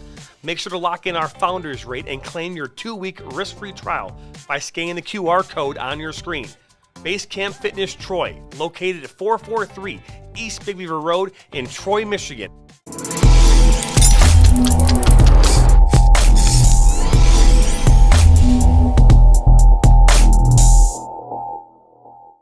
Clubs love Ollie because it helps them manage their club and accelerate the development of their coaches and players. Every soccer club talks about their focus on development, but nobody actually measures it until now. We've developed the capability for every one of your teams to easily capture pro-level game stats in real time using a mobile phone. It's one thing at the end of the day to look up the results for your club, but how valuable would it be for directors to actually see how each team played? How well did a team possess the ball and control the game? How well did they create dangerous chances inside the box? How did your top players perform? And how is each coach improving from week to week? Ollie provides this powerful data through a club dashboard that shows club results and lets you drill down into any game or player. Ollie also includes team and club management that lets you communicate instantly with coaches, parents, and players, and lets directors see every club event so they can easily coordinate visits to matches and training sessions. It's got everything you need in one simple app. Reach out to us to get your club started today. Every small business has expenses as it grows. Whether you're a farmer, a wedding planner, or anything in between, PFCU can help. With a suite of business services, we can help build your business.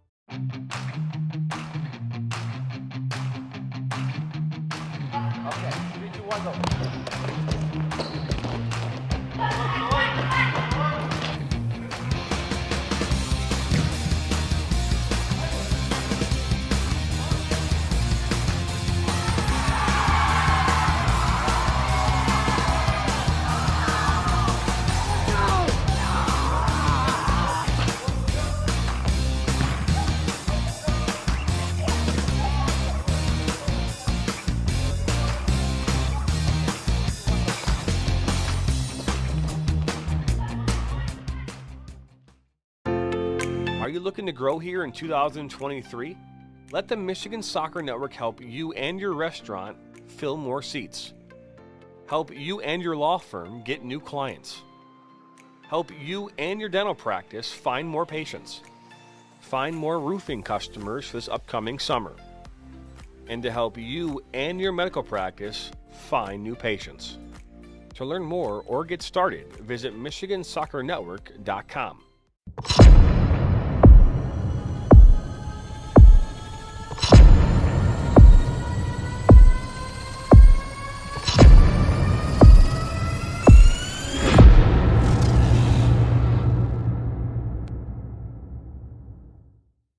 I work in nursing home, I work in the restaurant, and I own my own food truck. And I banquet Huntington. I used to always look at that sign, come on, own your own home. So one day I just said, okay, I'm gonna go talk to the banker. And he didn't tell me, no, it's not possible. He told me anything was possible. And that made me feel good. Hi, I'm Veronica, and this is my banker, Roger. He's awesome. He's a good guy.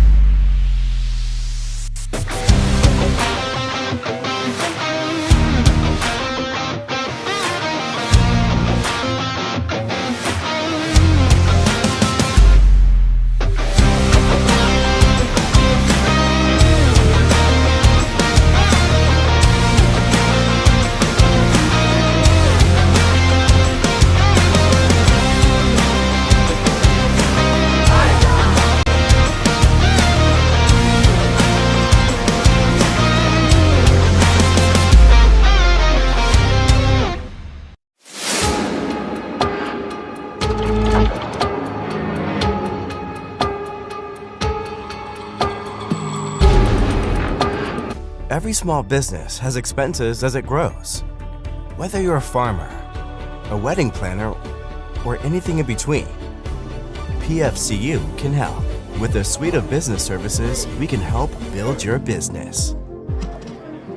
Welcome back here into Atwood Stadium. It's halftime break, 1-1 here on this Saturday, Memorial Day weekend. Happy Memorial Day to everyone out there. beautiful weather here is just saw a big fat check given away. Lead the Flint style. They offer free training and soccer for families and kiddos here in the Flint area. So kudos to Financial them. chipping in $500 to them, which is always nice to see from one of our sponsors. That it is. Showing support for the community. Let's take a look here at the first half stats here presented by Ali Live Sports.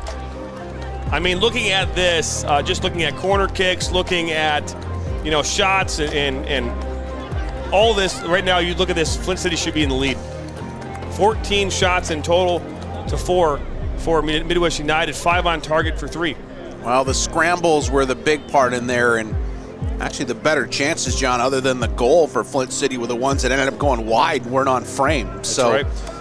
Opportunistic from Midwest United, and sometimes that's the way you got to stay in games. That's the first goal ever that Midwest United has scored against the Flint City Bucks in now 4 games, and they still haven't scored from open play. That they haven't is that goal did come off a PK in the 8th minute from Vitalis Takawa. Came from a corner kick, the lone corner kick in that first half for Midwest United. Josemir in the 22nd. Well, a beautiful pass from Robinson. Yeah, certainly a lot more effective with their corners than the Bucks were, with 8 opportunities and not cashing in on any of them. That it was. So we're at the half. From here at Atwood Stadium, 1-1 is the score. Uncle and I will be back here with more action after this. Since 1936, Dover has been specializing in doors for your home. Do you do garage doors? Dover does it. The area's largest selection to meet everybody's style and budget. But do you do entry doors? Absolutely. From steel, fiberglass, wood core, we have the look you'll love. Dover does it. How about storm doors? Of course, we have them all. Steel, aluminum, glass, and the very popular retractable screen. Dover does it.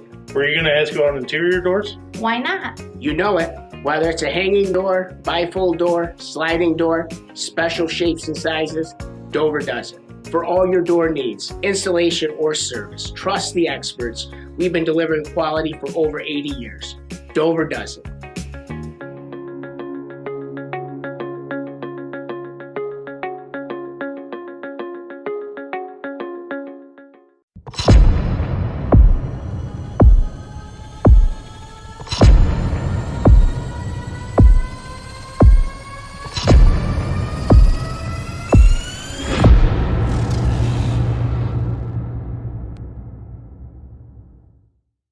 I work in nursing home, I work in the restaurant, and I own my own food truck.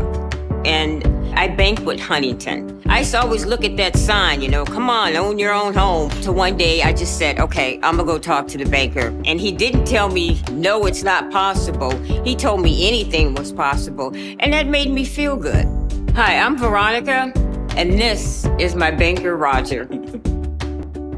He's awesome. He's a good guy.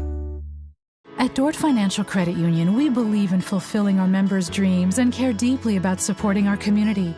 Without amazing partners like Dort Financial Credit Union, we would not be able to do what we do. And that's truly the backbone of our organization, is having those partnerships and community relationships.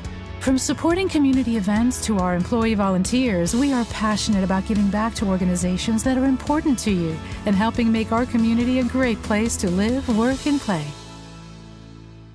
So you're banana bread experts. At this point. I'm Annie. I'm Morgan. And this is our banker, Dennis. Hi, I'm Dennis. They came in and were looking for financing. They needed some seed money to get the business going. I was with him when I got the news that we had gotten into our dream retailer. I said, you allowed us to get here. I live vicariously through all my customers, and this was just incredible. I could share in that victory with them. It sounds like you made that victory possible. I had a little something to do with it. Don't just burn calories, torch those little suckers. Base Camp Fitness Troy, opening up this March, will help you get maximum results in half the time. Our intensity intervals of cardio and strength training will supercharge your calorie burn, all in just 35 minutes. Make sure to lock in our founder's rate and claim your 2-week risk-free trial by scanning the QR code on your screen. Base Camp Fitness Troy, located at 443 East Big Beaver Road in Troy, Michigan.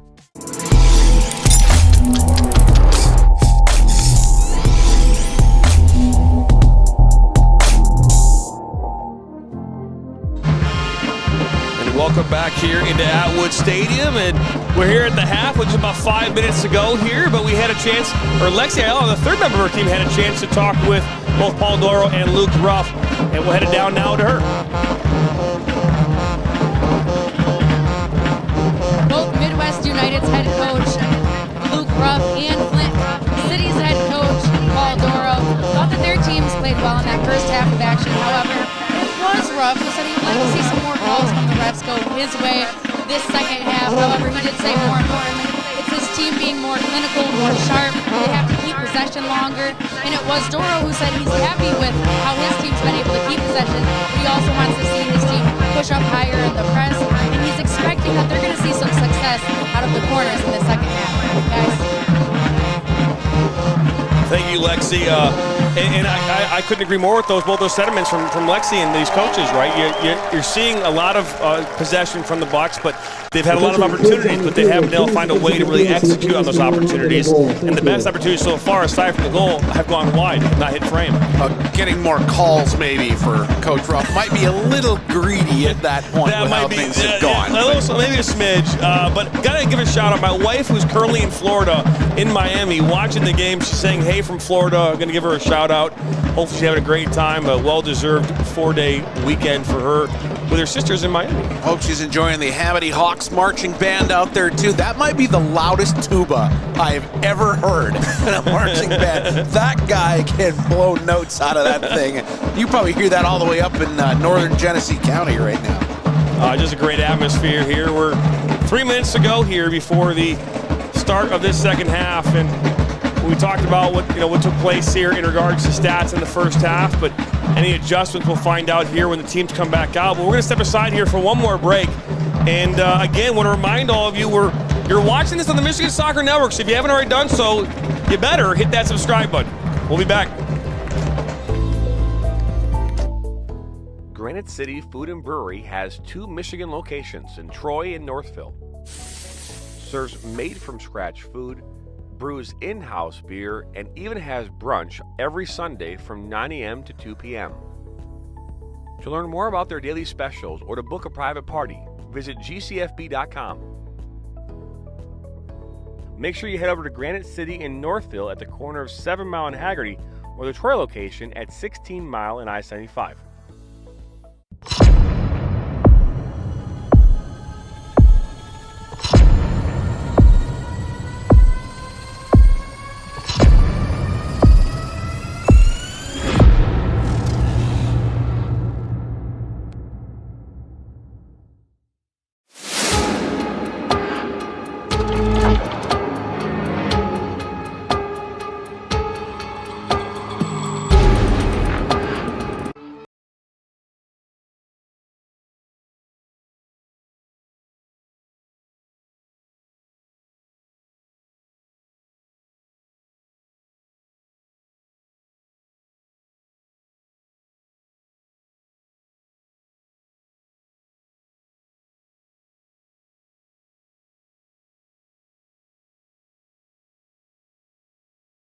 By the Michigan Soccer Network. To not miss out on any of the action, all you have to do is simply hit the subscribe button, and that way you're notified every time we bring new content or go live.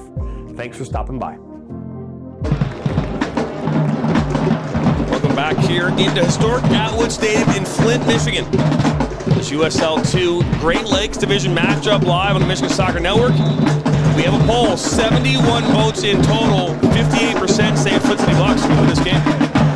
Got a long way to go to figure that one out right now. Certainly on the balance of play, it's a good choice, but we've seen how opportunistic Midwest United can be. And they've got that dangerous front line. Each of these front threes have been kind of treating things a little differently. It's been the Midwest guys that are running in packs.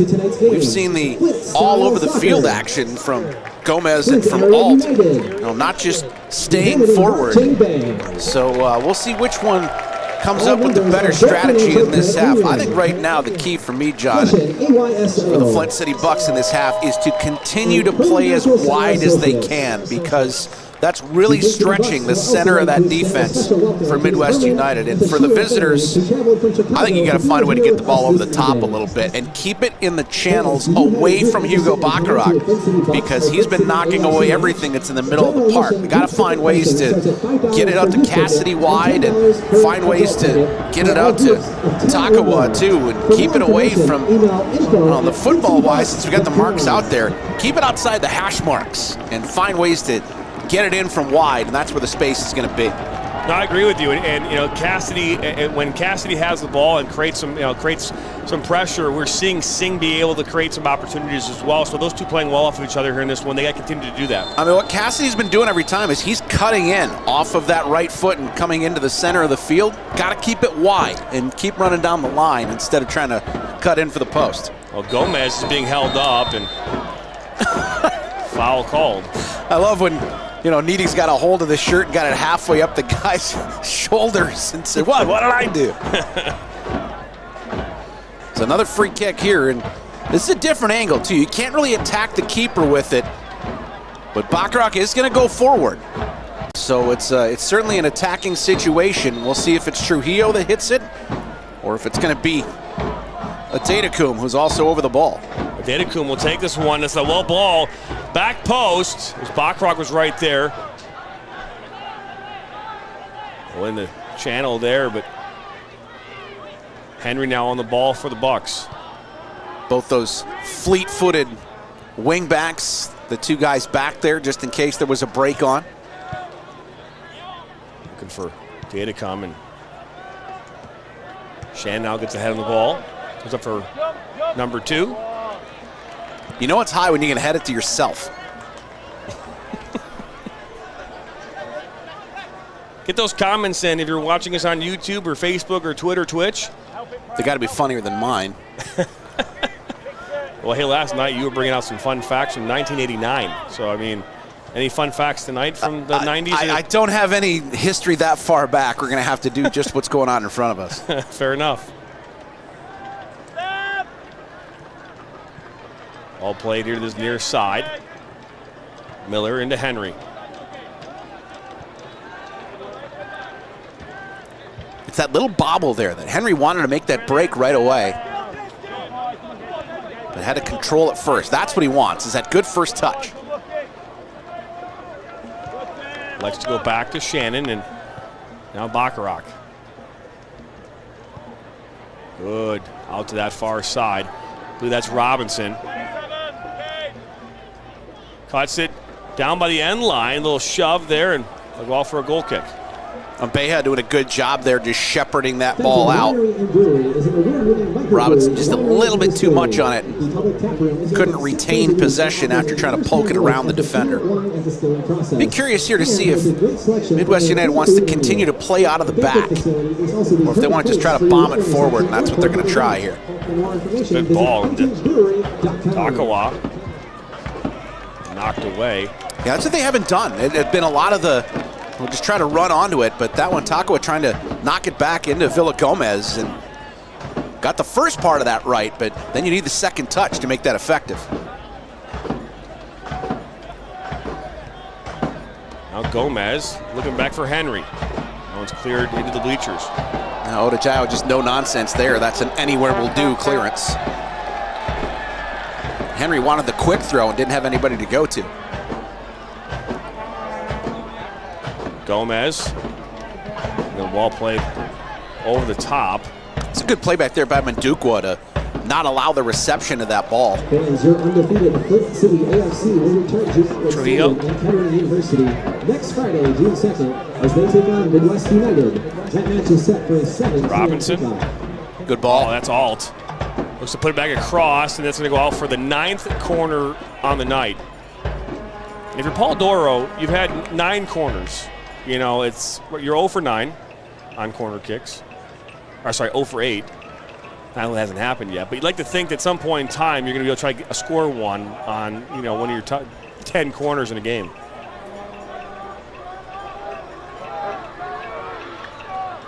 Well, interesting that they're just going to let Mandukwa be that close. Oh, Bacharach gets ahead on it. So that was Miller. Yeah, I just had to lean back for it. It was a little too deep. Now have the ball. Good ball. Oh, that's a great ball. Trujillo, he loses it, and Beja clears it up. Beja's been asked to do a lot here early in the half, and so far equaled all of it. This season's presenting team sponsor. Spyra Gun is watching all the way from Nigeria tonight. Posting fireworks display. We appreciate you tuning in wherever you're watching. It's pretty late in Nigeria too. That's middle fantastic. of the night type stuff. We've had comments from Turkey and Israel, so Nigeria, awesome. Thank you for watching. Thank you for tuning in. That's a shot, far post, a touch on that by Carvalho, and that just goes out. That ball did not go in. It looked like it did. It hit up the top of the net. Whew. Well, just the way that ball was shot. Yeah, with a great move there, Gomez to cut in right at the top of the elbow there. And that net's not really tight down there, so hard to tell right away when it's in or out in that kind of situation. That was close. So 10th corner now coming up here for the box. Ball played. Bachrach went up. Now Gomez. Did he come? This one will go long and out. Tough to cycle it back like that when you come off of a missed corner. If you're not getting it wide, you're not allowing your attackers to get back to an onside position. Well, that's danger. That's Cassidy getting tied up with Robinson. Good work. A lot of hand fighting on that one. Now Henry. Back to Nasherman. Not as much forward pressure to start the half here from Midwest.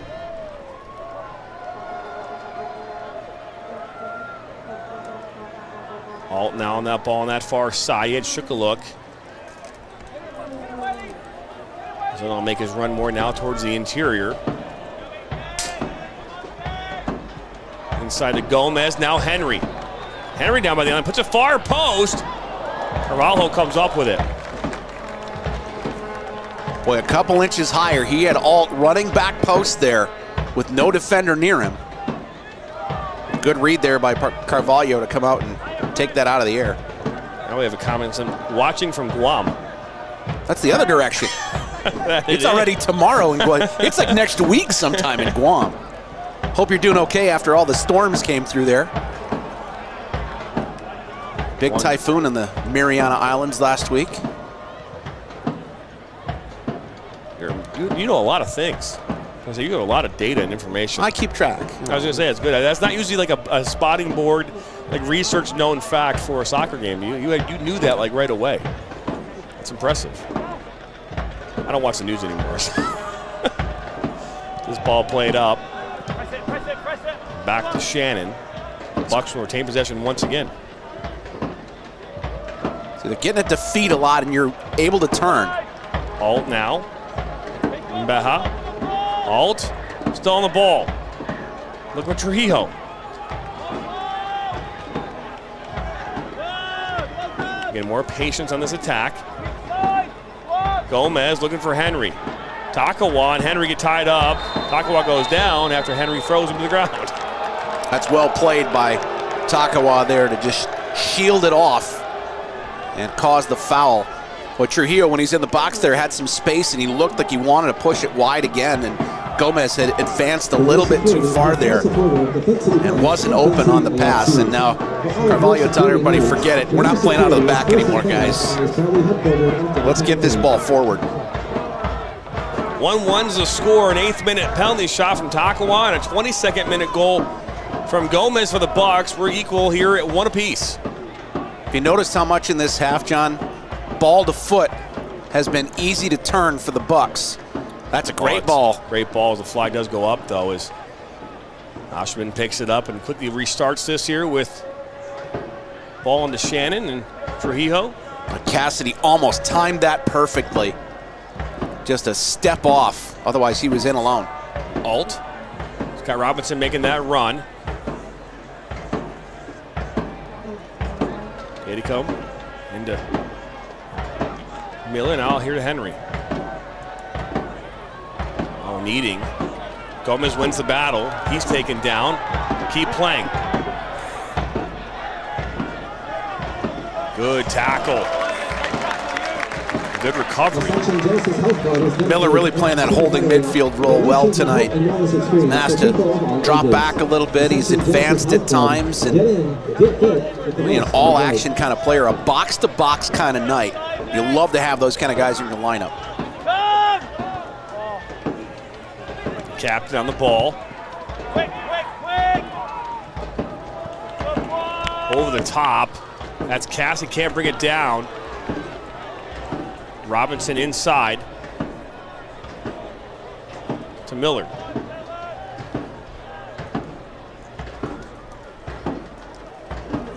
Again, ball to feet, able to go forward right away. That's a key. You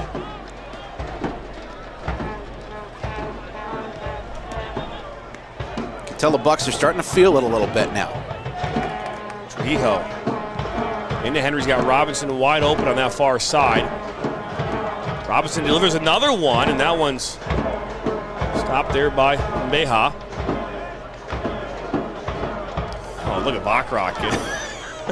Trying to find a way to be shorter in that moment. Isn't he fun to watch like that?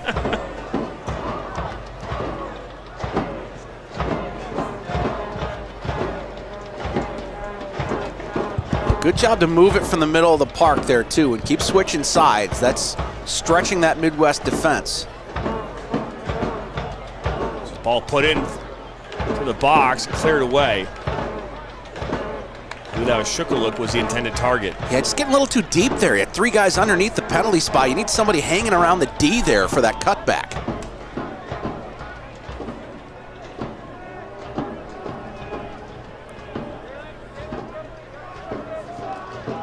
This part of the broadcast brought to you by Doug Steinert Real Estate, and part of the Century Campbell real estate firm. Doug Steinert, are you looking to buy or sell your home? The process can be real messy from start to finish, but Doug is there to help you and guide you all the way. You can call him at 248-765-1781 or DougSteinert@gmail.com. That's Doug Steinert, STEINARD @gmail.com. That's Cassidy now on the ball for Midwest United.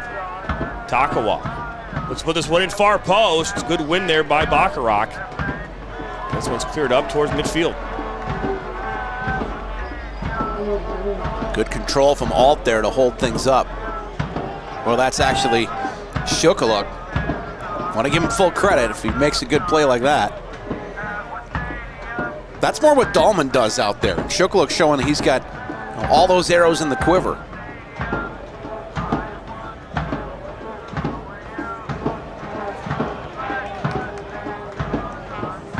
Possession here significantly in favor of the Bucks. I'm not a guessing man. If I had to guess, it's at least 65%. Nice turn. Gomez now. Oh, looks to cut it inside and dispossessed. Running into a wall. Now Midwest clearly happy to play on the counter right now. And that's the most we've seen needing advance with the ball all night. Something you got to be very careful with if you're Paul Dora on the Bucks is you don't want to be in control of this match and give up a goal on a counterattack. Find a way to create an opportunity, get it on goal, and get a goal. You see a first sub here of the match here. Midwest United, it's number 6. That's Abraham Orlanjo. Orlanjo, one of the few veterans who played for Midwest last year. Took off Villa Gomez. Substitution for Midwest United, exiting the game, number 10, Gabriel Villa-Gomez. Entering the game, number 6. That's all now on that far side. Keep taking it. He'll go down, and there's going to be a free kick here. A dangerous place, just 22.5 yards from goal. Key to that one was the run from Adedacombe. I mean, cutting across on the X there and not allowing the defenders to keep their eyes on Alt. He made the move. And Adedacombe now poised over the ball. He's the one that put it down. So we'll see if that means that he's going to be the one to put the foot to it. You got a lot of options here. That's shooting range for sure. They're setting a 4-man wall. It's actually a 5 and could be a 6 if they put it on the end there. That is a 5-man wall as Adicom there along with Trujillo. Adicom with a shot, and that is it! What a strike from Adicom, and the Flint City Bucks up 2. Midwest United 1. Well, the 60th minute, if you can come up with a play like that, don't hurt him in the celebration now, boys. Adicom just wrapping that right foot around it. The wall too far to one side. No keeper stopping that one. Side netting. 2-1. That is a USL2 Goal of the Week nominee for sure. I'm calling it right now here. If there's a better goal than that this weekend, it's going to be pretty special. So keep your eyes open and get those votes in. 60th minute goal. Flint City Bucks now up 2-1 over Midwest United off a wonder strike from Adicom, Michael Adicom. First of the year for him, and that's going to change things for Coach Ruff. Can't play on the counter anymore. So we'll see what that does for Midwest. They're going to have to put a little bit more into the attack now. We'll see if the Bucks will push for that third or hang back a little bit and protect what they have.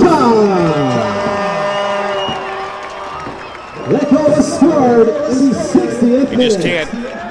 You just can't ask for a better finish in that moment.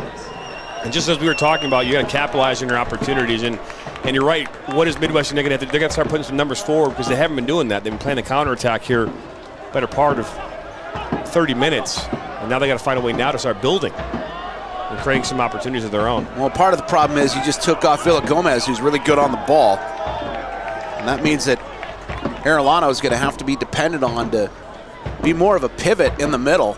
And like we said, Needing has just not had any time on the ball. He's got it now, and he can only go backward. Boy, Adicom has really been a great addition to this Bucks roster.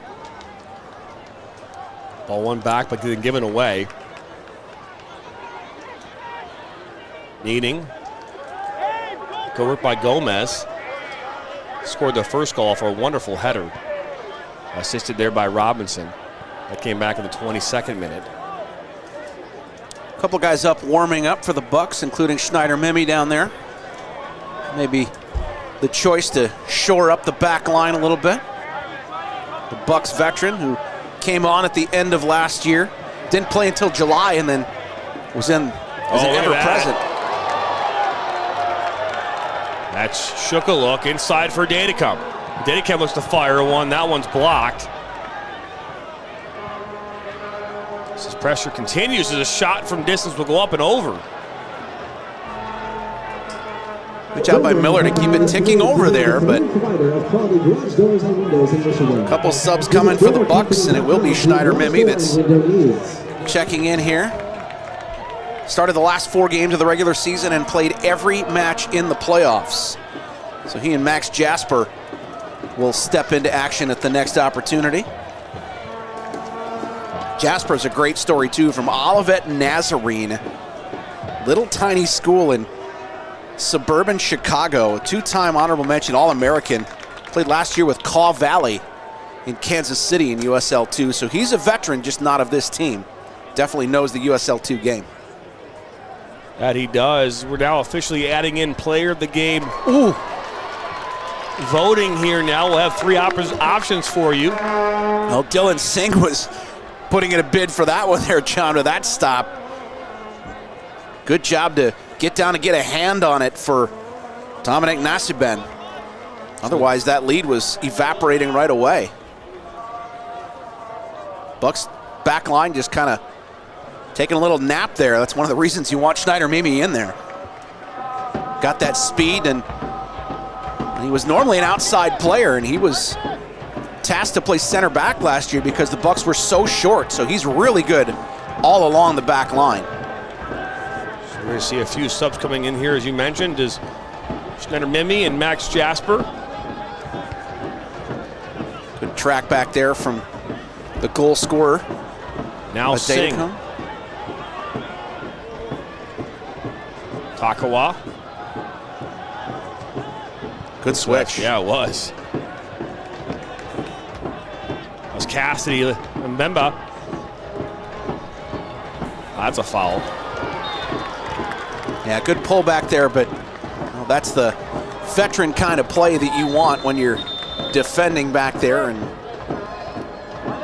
good job for the Bucks' Nolan Miller to get the free kick and relieve some of the pressure, and that'll allow the subs as well, as the first goal scorer of the night's coming off. And Gomez. Looks like Malik Henry also will be done for the night. So Henry will step off, and both put in a good shift. As Gomez steps off as well. Substitution, exiting the game, number 8, Malik Henry. And number 7, Joseph Gomez was subbed off at halftime in the first match of the year, so made it a little further than the 66th tonight. Those substitutions occurred in the 66th minute. Mbemba. Takawa.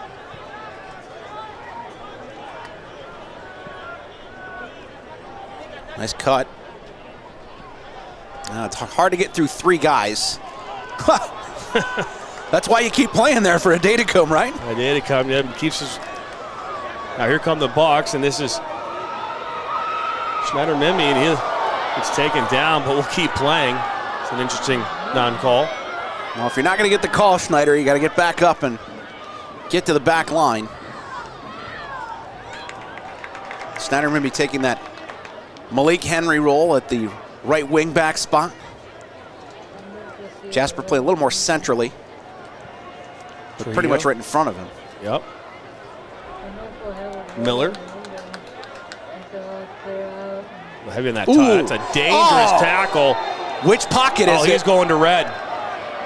Out comes the red. That's a 2-footed tackle. And Beja was... Beja, yeah, he's off the field now. That's... I mean, there's no question.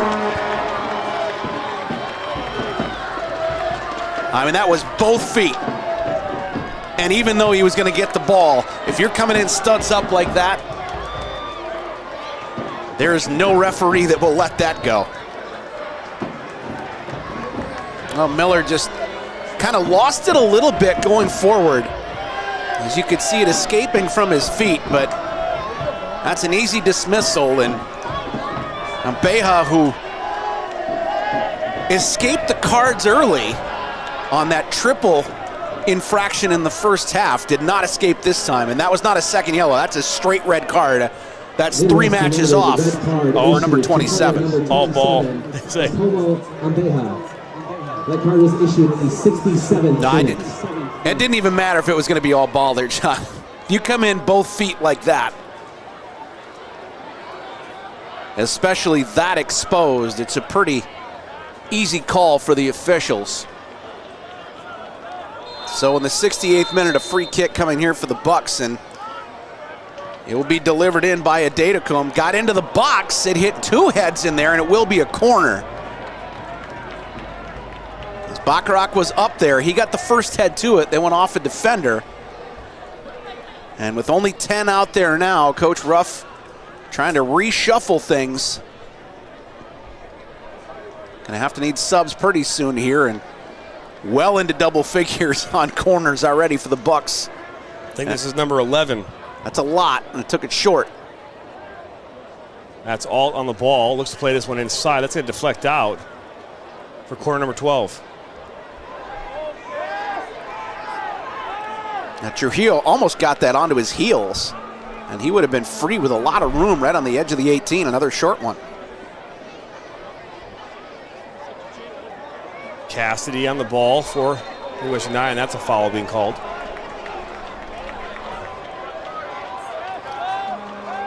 Well, that's a bailout for Cassidy, which he will definitely take. Now the job's a lot tougher for Midwest now. Down a goal, down a man. We'll see how aggressive the Bucks want to be here. Up 2-1 here in the 70th. We haven't called Braden Griffin's name very much tonight. He's going to need more of the ball now. Ball played towards Singh.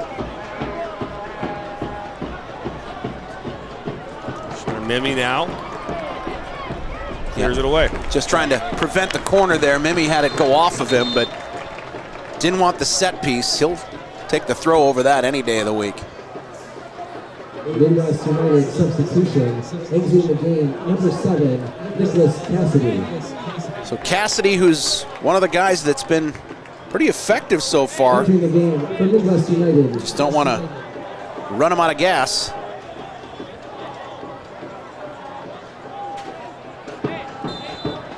So a throw-in coming up here, deep. Flint City Buck territory.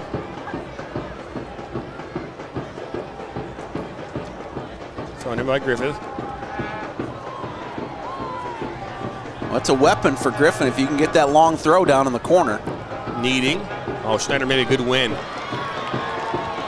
that one somehow might stay on the pitch. It does.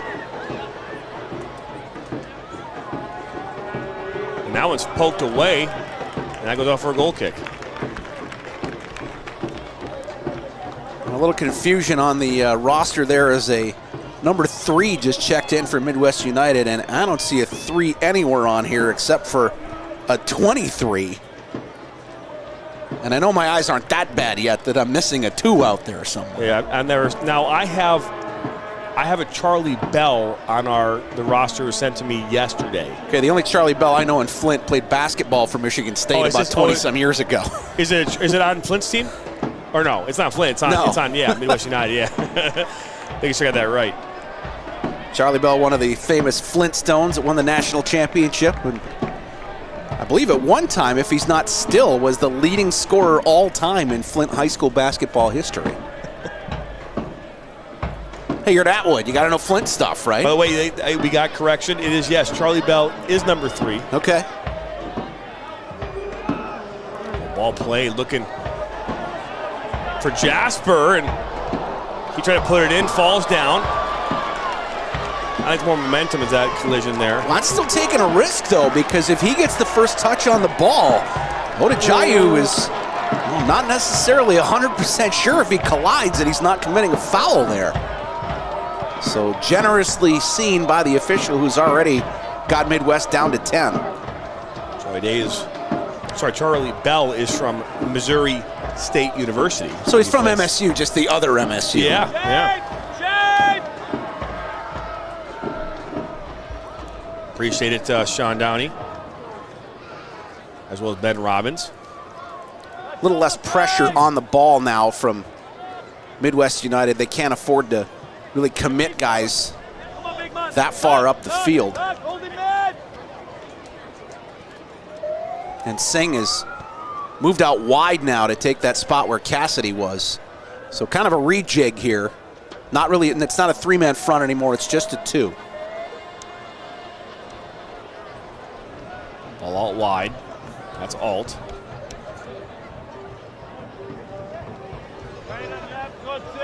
Now Mimi here on this near side. It's just one and that deflects. Walho. Easy grab. As the bugs start to fly in the press box here, Dave. The midges again, huh? We talked about them last night.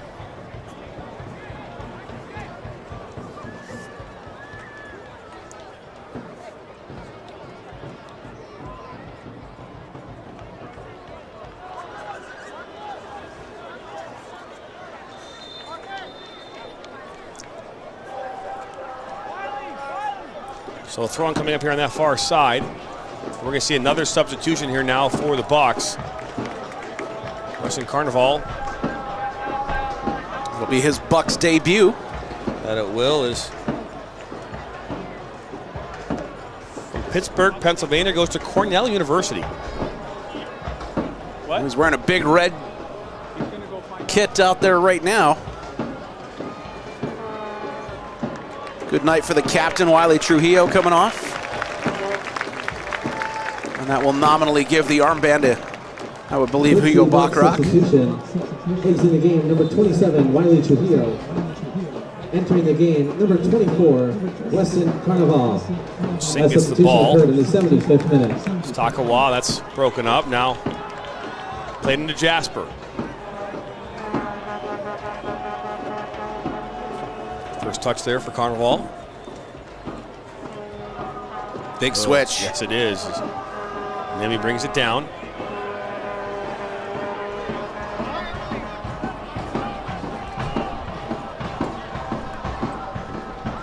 Side. Final match brought to you by Georgia Soccer Supply. Georgia Soccer Supply has been around since 1978, serving the Troy and soccer communities for over 40 years. All played into Alt. Down by the end line. Alt one-on-one. Slots it, and that one's cleared off the line. Jasper just couldn't get the contact in there. It went right under him when he tried to get the right foot to it.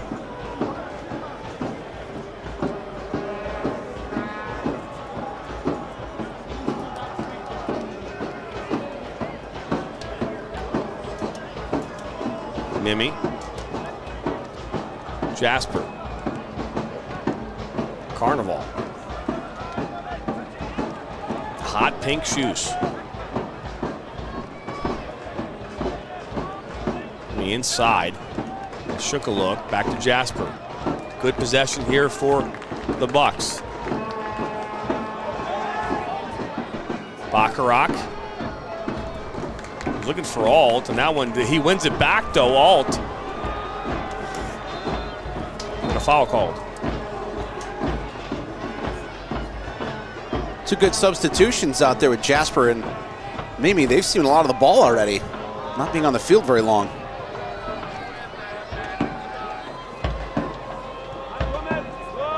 Needing. He dribbles it out of bounds. Yeah, he's just been kept under wraps the whole night. Only had a couple of times when he's been able to turn and go forward. Max Jasper, a little pat on the back, like, I know it's been a rough night for you out here. Managing a supply chain is complex. Manufacturers, distributors, and logistics providers partner with the Genesee Group so they can focus on their core business. That was dangerous. That it is. Don't want to throw it back. As a youth coach, I always said, don't throw it backwards. Always go forward. Dylan Singh was alert to it, but Bucks got away with that one. Carnival finds Jasper, and that one goes out. This part of the match brought to you by Ali Live Sports, the official live stat partner of the Michigan Soccer Network. To learn more about Ali Live Sports, head over to the Apple or Google Play Store. Download the app today. Manages communication, stats, and much more.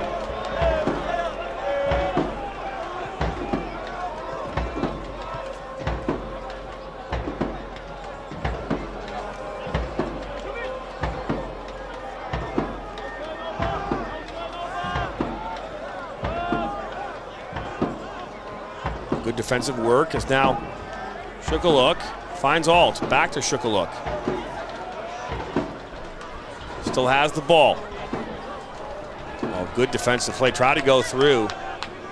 And good work there from Odejeyu. Is now can Alt get a touch on it? He does. Alt! And that finds the back of the net. Well, if you're Indiana Mr. Soccer and the reigning Big East Freshman of the Year, you got some foot talent.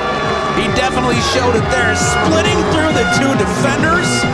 You thought the play was dead right away, and he just didn't give up on it.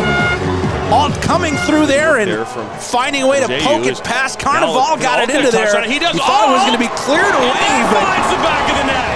Well, the poke there from number 21, Ramos, just not far enough, and Alt wouldn't give up on it.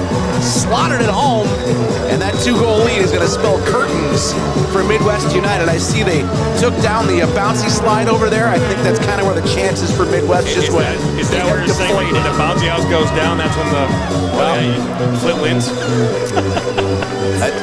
Kind of ironic that was the timing right now. Great finish. The ball fell back to Alt's feet. I mean, getting through, as you said, two defenders there for Midwest United. And now this game 3-1 here in favor of the Bucks. Two unanswered goals here in this second half. That goal coming in the 79th minute. that is 2 straight matches that Alt has found the back of the net as well, too. They're going to credit Carnival with the assist. So he makes his debut, gets the assist. Not bad. Only on the field for maybe 4 minutes after that substitution. It's an impressive first moment here for Carnival.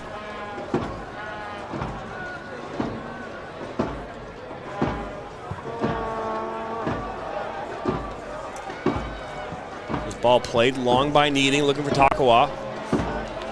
Broken up.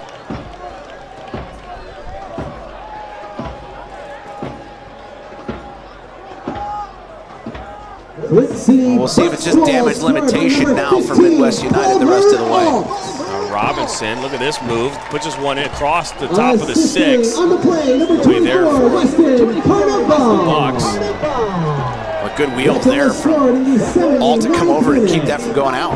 Alt from Carnival. Pushes one across. That's hit there by Shukaluk and right into the hands of Enzo Carvalho. More of a deflection than I think a shot there, John. It just kind of bounded off of him, and Carvalho very happy to pick that one out of the air easy. Just 10 minutes plus away from our post-game report. Sponsored by Commercial Graphics Incorporated, the official graphic design partner of MSN. We'll break down the match. Lexi Ayala will have a quick chat with our player of the game, and that's a tough pull in the poll right now, but Michael Adedecombe leading the voting right now with Jonathan Robinson sneaking on in there too. We'll see who ends up. Oh, that ball came through. That's a beautiful ball. Unable to collect that was Charlie Bell. One of those balls where you think a quarterback makes a long throw, you don't think you're going to get it. Finds its way through. Well, Midwest, remember, plays a lot of their games on natural grass too, and that turf hop is something the Bucks have, as the game has worn on, been much better with. And the Midwest players just haven't made that adjustment yet. Not a lot of time to do it right now, especially down 2 goals and short a man. Needing.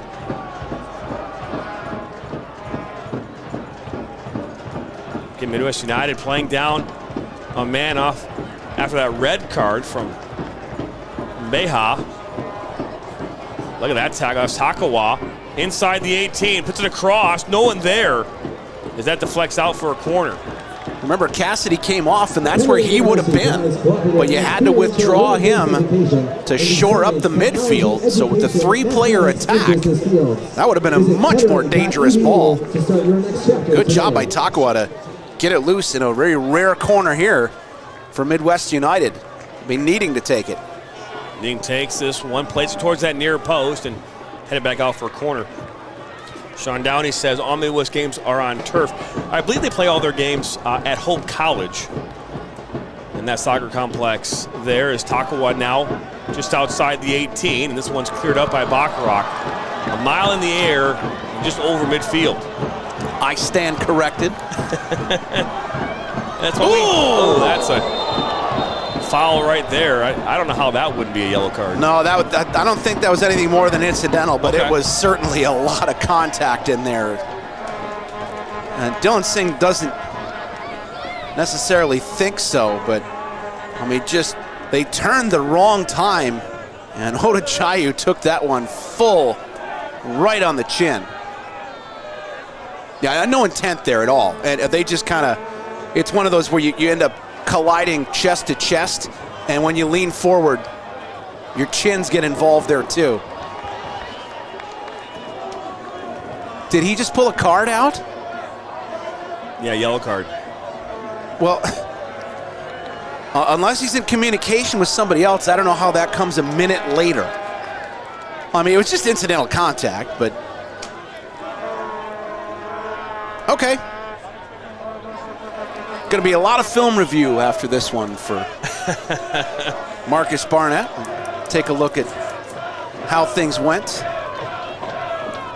You know, the way the game had been played, you know, again, you mentioned it, you know, in those first 5 minutes, you know, you've got this descent moment, you've got this moment where the ball's knocked away. And consistency is one of those things that you look for in a referee, and consistency can come many different ways, but we've seen some of that lack of consistency tonight from the center official in Barnett.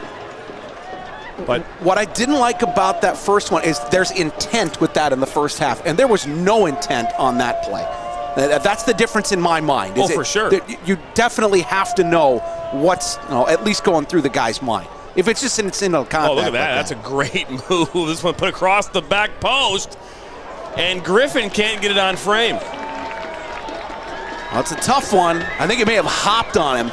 I think, and this is from my perspective as a former referee, while that is incidental, you know, the responsibility of a player is to be in control of your body. That's right? fair. So I think that the argument whether or not it was a yellow card in the moment, what I saw in that moment as a referee, I felt like that was a yellow card of a moment. And because his responsibility is to be in control of his body as well as the other player. And that's the difference between that and being a red card, right? Because now red cards, it's taking it to the next level, which is excessive, right? And we saw that with the Mbeha red card here back 15 minutes ago. And I'm okay with that, with this call down here, but the Mbeha play, immediately to the pocket. Oh, no question. Not waiting 30 seconds to see if he's really hurt, see what's going on in the play, and then pull the yellow card. That's the benefit, That's the part I don't like. But keep in mind, too, David, the benefit of having 4 officials, right, and getting it right. The responsibility of the crew was to get it right. And that's what they did there. That, you know, hey, talk to your assistant referee, talk to your fourth. That's fair. Have that conversation, get it right. Okay. And if they feel like it's contact is worthy of it, give it the card.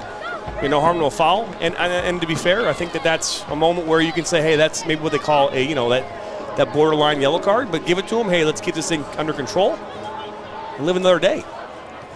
Well, clearly there was no injury here because Ajayi was up and rolling. See, that's the part that gets me, John. The part that in England they always talk about, well, you've got a dubious goals panel. You can be suspended for things after the match that goes back. Yep. There needs to be a dubious dives panel. Oh, I agree. That you go back and look at it.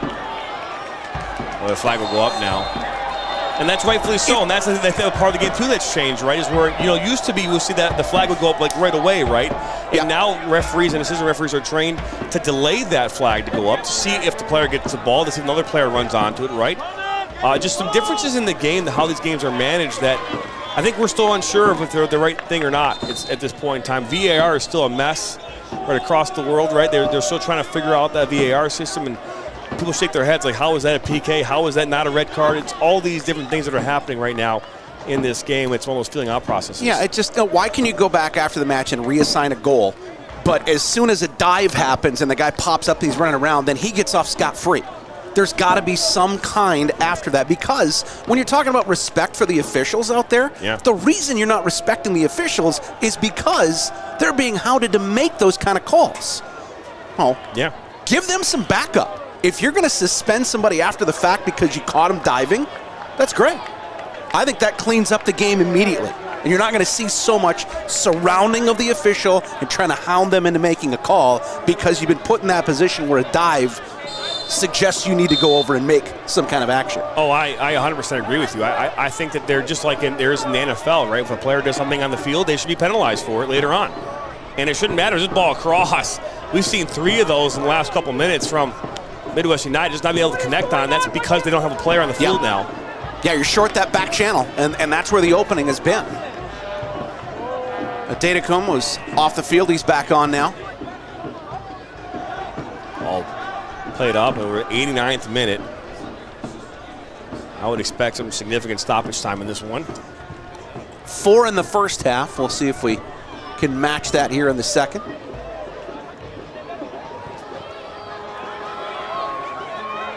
Nice poke there from Jasper in traffic.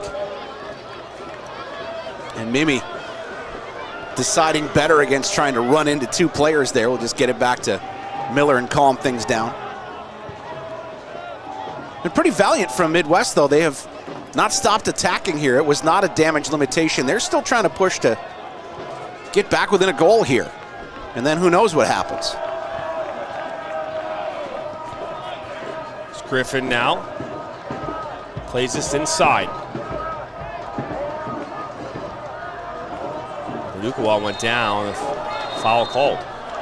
I just don't want to give up any set piece opportunities here. It'd be a Datacum that took the foul, but last two subs of the match are coming in for the Bucks, as they'll bring on Finn Adamson. Flip the conversation that says, does the referee get suspended if they give unwarranted cards? Yes, I think in first of all in all these leagues, MLS, the major professional leagues, yes, referees do have matches taken away from them. As a matter of fact, this crew right now is being assessed. They're going through an assessment as this process of this game. So they're going to have a conversation. They're going to review the game. They're going to review all these things. So yes, the referee goes both ways. Now, it can't go both ways at the youth level. It can't go both ways, at amateur levels and other levels, but for sure it can here. There's a couple subs coming on here now. Datacum and Robinson off, and Alberto Anaya making his Bucks debut here, along with Ben Adamson from Saginaw Valley State. This is ball played in by Needing, goes back post. Bacrock gets a head on it. Head away by Carnival. And entering the game for the Bucks, number 17, Alberto Ayala. Alt with a good job there to just keep control and let his teammates get forward. And number 13, Ben Adamson. Those substitutions. Midwest, a little stretched here. He's on. Oh, the flag will go up. I was wrong. Tight call. Tough for our angle up here to see that one as night falls, and that's going to make it much more fun for... we do not know how much stoppage time there is. That's one thing that we don't sometimes get is stoppage time. Needing on the ball here for United. Wide to this near side to Griffin. Ladies and gentlemen, the referee has indicated a minimum of 5 minutes. So 5 minutes of stoppage time here. We're already a minute into that. 4 remain. Reminder coming up after this game conclusion, we will bring you the halftime report. We'll step aside for a moment and bring you post-game interview with the player of the game. It's just what Anasha Min has been really, for the most part in this game, not very busy. No, had that one big save he had to make early in the half, and then Singh had a good opportunity in the first, along with Cassidy, when he got in behind the defense and Nashiman came off the line and took it away from him. We're getting a lot of comments right now. Oh, look at this. As Jasper was trying to run out of this. One-on-one, and this goes wide. Boy, he could have taken a touch and gone wide with it. The Bucks are playing with 10 men right now. That's the count. I don't remember seeing a red card. You saw a yellow, right? Yes. So unless we're missing something, a yellow card was issued. Maybe it was but they're playing with 10 men as well. So we appreciate that. I don't see, as I'm looking out there, I don't see Shukaluk anywhere. No, and he's the one that was involved with that. Yep. Now, he received a yellow card in the first half. So he received his second yellow. That was his second yellow. We just didn't see it. Thank you, by the way, in the comments. We appreciate that. It wasn't a straight red. It was just double yellow. So he will miss that match against Lansing City on Wednesday with a one-match suspension. That's trouble up top now if Dahlman's hurt and Shukaluk's suspended. Paul Dorrell's going to have some work to do to rejig this lineup for that Wednesday morning match. So during our moment of clarity in the box, we missed that red card, so we apologize for that. Well, when you discuss the merits of it, I guess, then...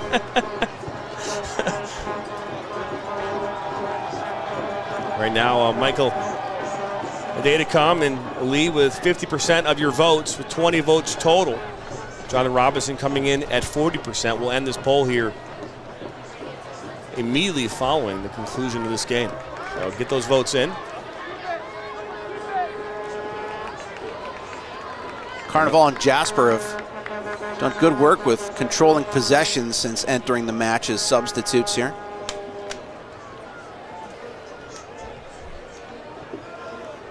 Well, that yellow card in the first half that Shukaluk got was iffy at best for kicking the ball away. So, it was, and we even talked about that. We even said, like, you know, we saw what happened in the first, and that's the consistency part that we were talking about is now. I would say he's a little unfortunate. And one more card there coming from Delay game yellow card there. That was on. That's Adamson. Yep.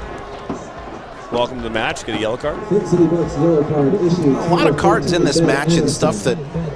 That card was issued in the 90th. That certainly was not a high-level foul the way that Ampadu was sent off, or Mbella.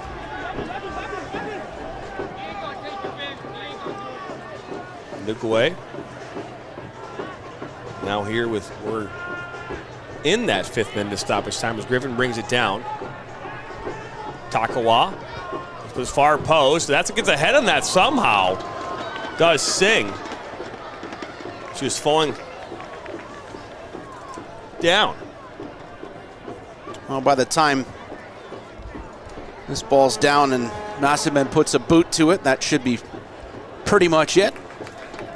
And you know, to be fair, Cameron Baker, you're spot on. I mean, you talk about a team that was last in the league last year. They did. I mean, for the better part of this game, Midwest United kind of did a good job of holding their own.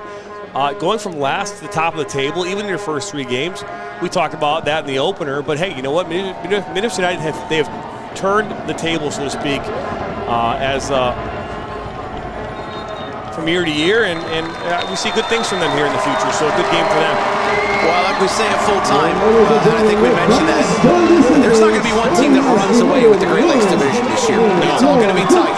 So any points you can pick up are going to be very valuable, and it's the Bucks coming home with all 3 tonight.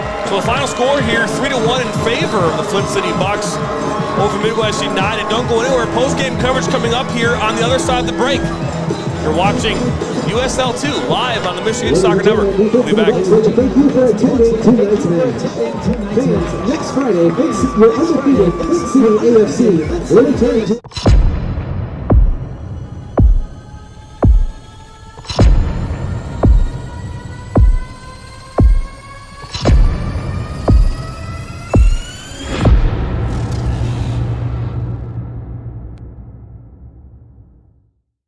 I work in nursing home, I work in the restaurant, and I own my own food truck. And I banquet Huntington. I used to always look at that sign, come on, own your own home. So one day I just said, okay, I'm gonna go talk to the banker. And he didn't tell me, no, it's not possible. He told me anything was possible. And that made me feel good. Hi, I'm Veronica, and this is my banker, Roger. He's awesome. He's a good guy. I'm a husband. I'm a father. I'm a sister. I'm a son. I'm a brother. I'm a daughter. I'm a sister. I'm a referee. I'm a referee. I am a referee. I'm a referee.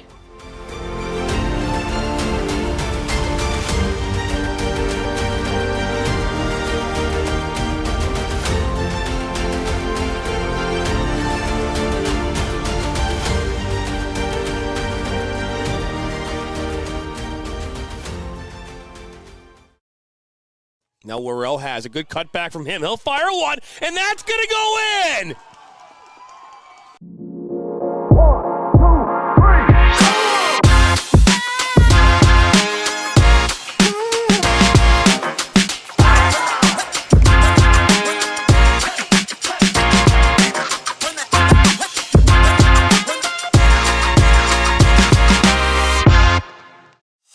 Don't just burn calories, torch those little suckers.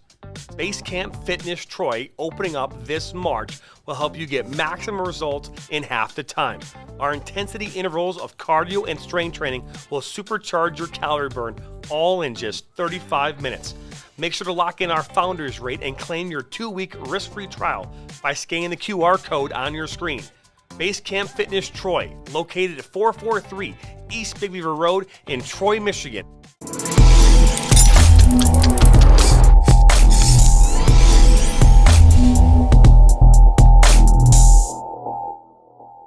Clubs love Ollie because it helps them manage their club and accelerate the development of their coaches and players. Every soccer club talks about their focus on development, but nobody actually measures it until now. We've developed the capability for every one of your teams to easily capture pro-level game stats in real time using a mobile phone. It's one thing at the end of the day to look up the results for your club, but how valuable would it be for directors to actually see how each team played? How well did a team possess the ball and control the game? How well did they create dangerous chances inside the box? How did your top players perform? And how is each coach improving from week to week? Ollie provides this powerful data through a club dashboard that shows club results and lets you drill down into any game or player. Ollie also includes team and club management that lets you communicate instantly with coaches, parents, and players, and lets directors see every club event so they can easily coordinate visits to matches and training sessions. It's got everything you need in one simple app. Reach out to us to get your club started today. 3, 2, 1. And welcome back here into Atwood Stadium. We're in the press box. Dave John Turner here on this Saturday evening, a conclusion of a 3-1 matchup here. Flint City Bucks versus Midwest United in this USL2 Great Lakes Division. And Dave, it was a hard-fought match. And Flint City Bucks do what they do best, which is dispel teams and win. Going to take a moment of magic from somebody, right? That's how you get player of the match, too. That you do. And we're going to go down to sideline here in a second with Lexi Ayala with our player of the game. Let's talk about this game. In the 8th minute, we saw a goal, a PK from Takawa that's got the Midwest United up 1-0. And then in the 22nd minute, we saw Gomez from Robinson with a beautiful ball that header far post.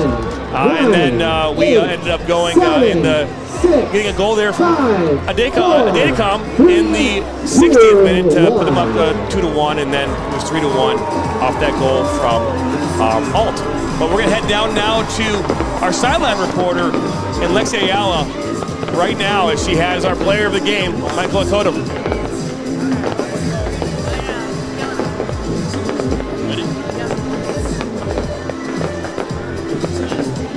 Lexi Ayala alongside forward Michael Akodum. Your team up 2-1 in the 60th minute off 1-3.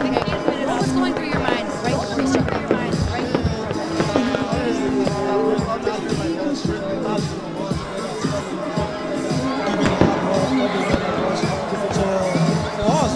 I just joined the team. I didn't have a chance to play the first game because I was away from the team. So I just joined the mentality for us to get it. I was like, hobby, you can tell to me tonight, everybody give me a best and then I want to get the play. So that's the goal. I mean, when I scored the goal, I was so excited because it's my birthday and also I was able to help my team. So that's the goal for me. It's a great day. It's a happy birthday. You got a win. You got a goal on your debut. This is the season opener. Kids are here asking for your autograph. Fireworks in the background. What's going to be the part about this night that you remember the most? I mean, for me, it's a great birthday. I turned like what's it called? So I'm going to enjoy it with my teammates. It's going to be like a memory part of me. Flint City, coming down here, it's going to be like a good memory to remember forever. So that's the thing. Congratulations, Michael. We're excited to have you on this team. Go celebrate with your team. Thank you very much, Lexi. And what a first day for him it was. And what a great home opener here in front of 6,000 fans here at the Flint City Bucks. I don't get fireworks on my birthday. Although I never scored a free kick in the 60th minute either.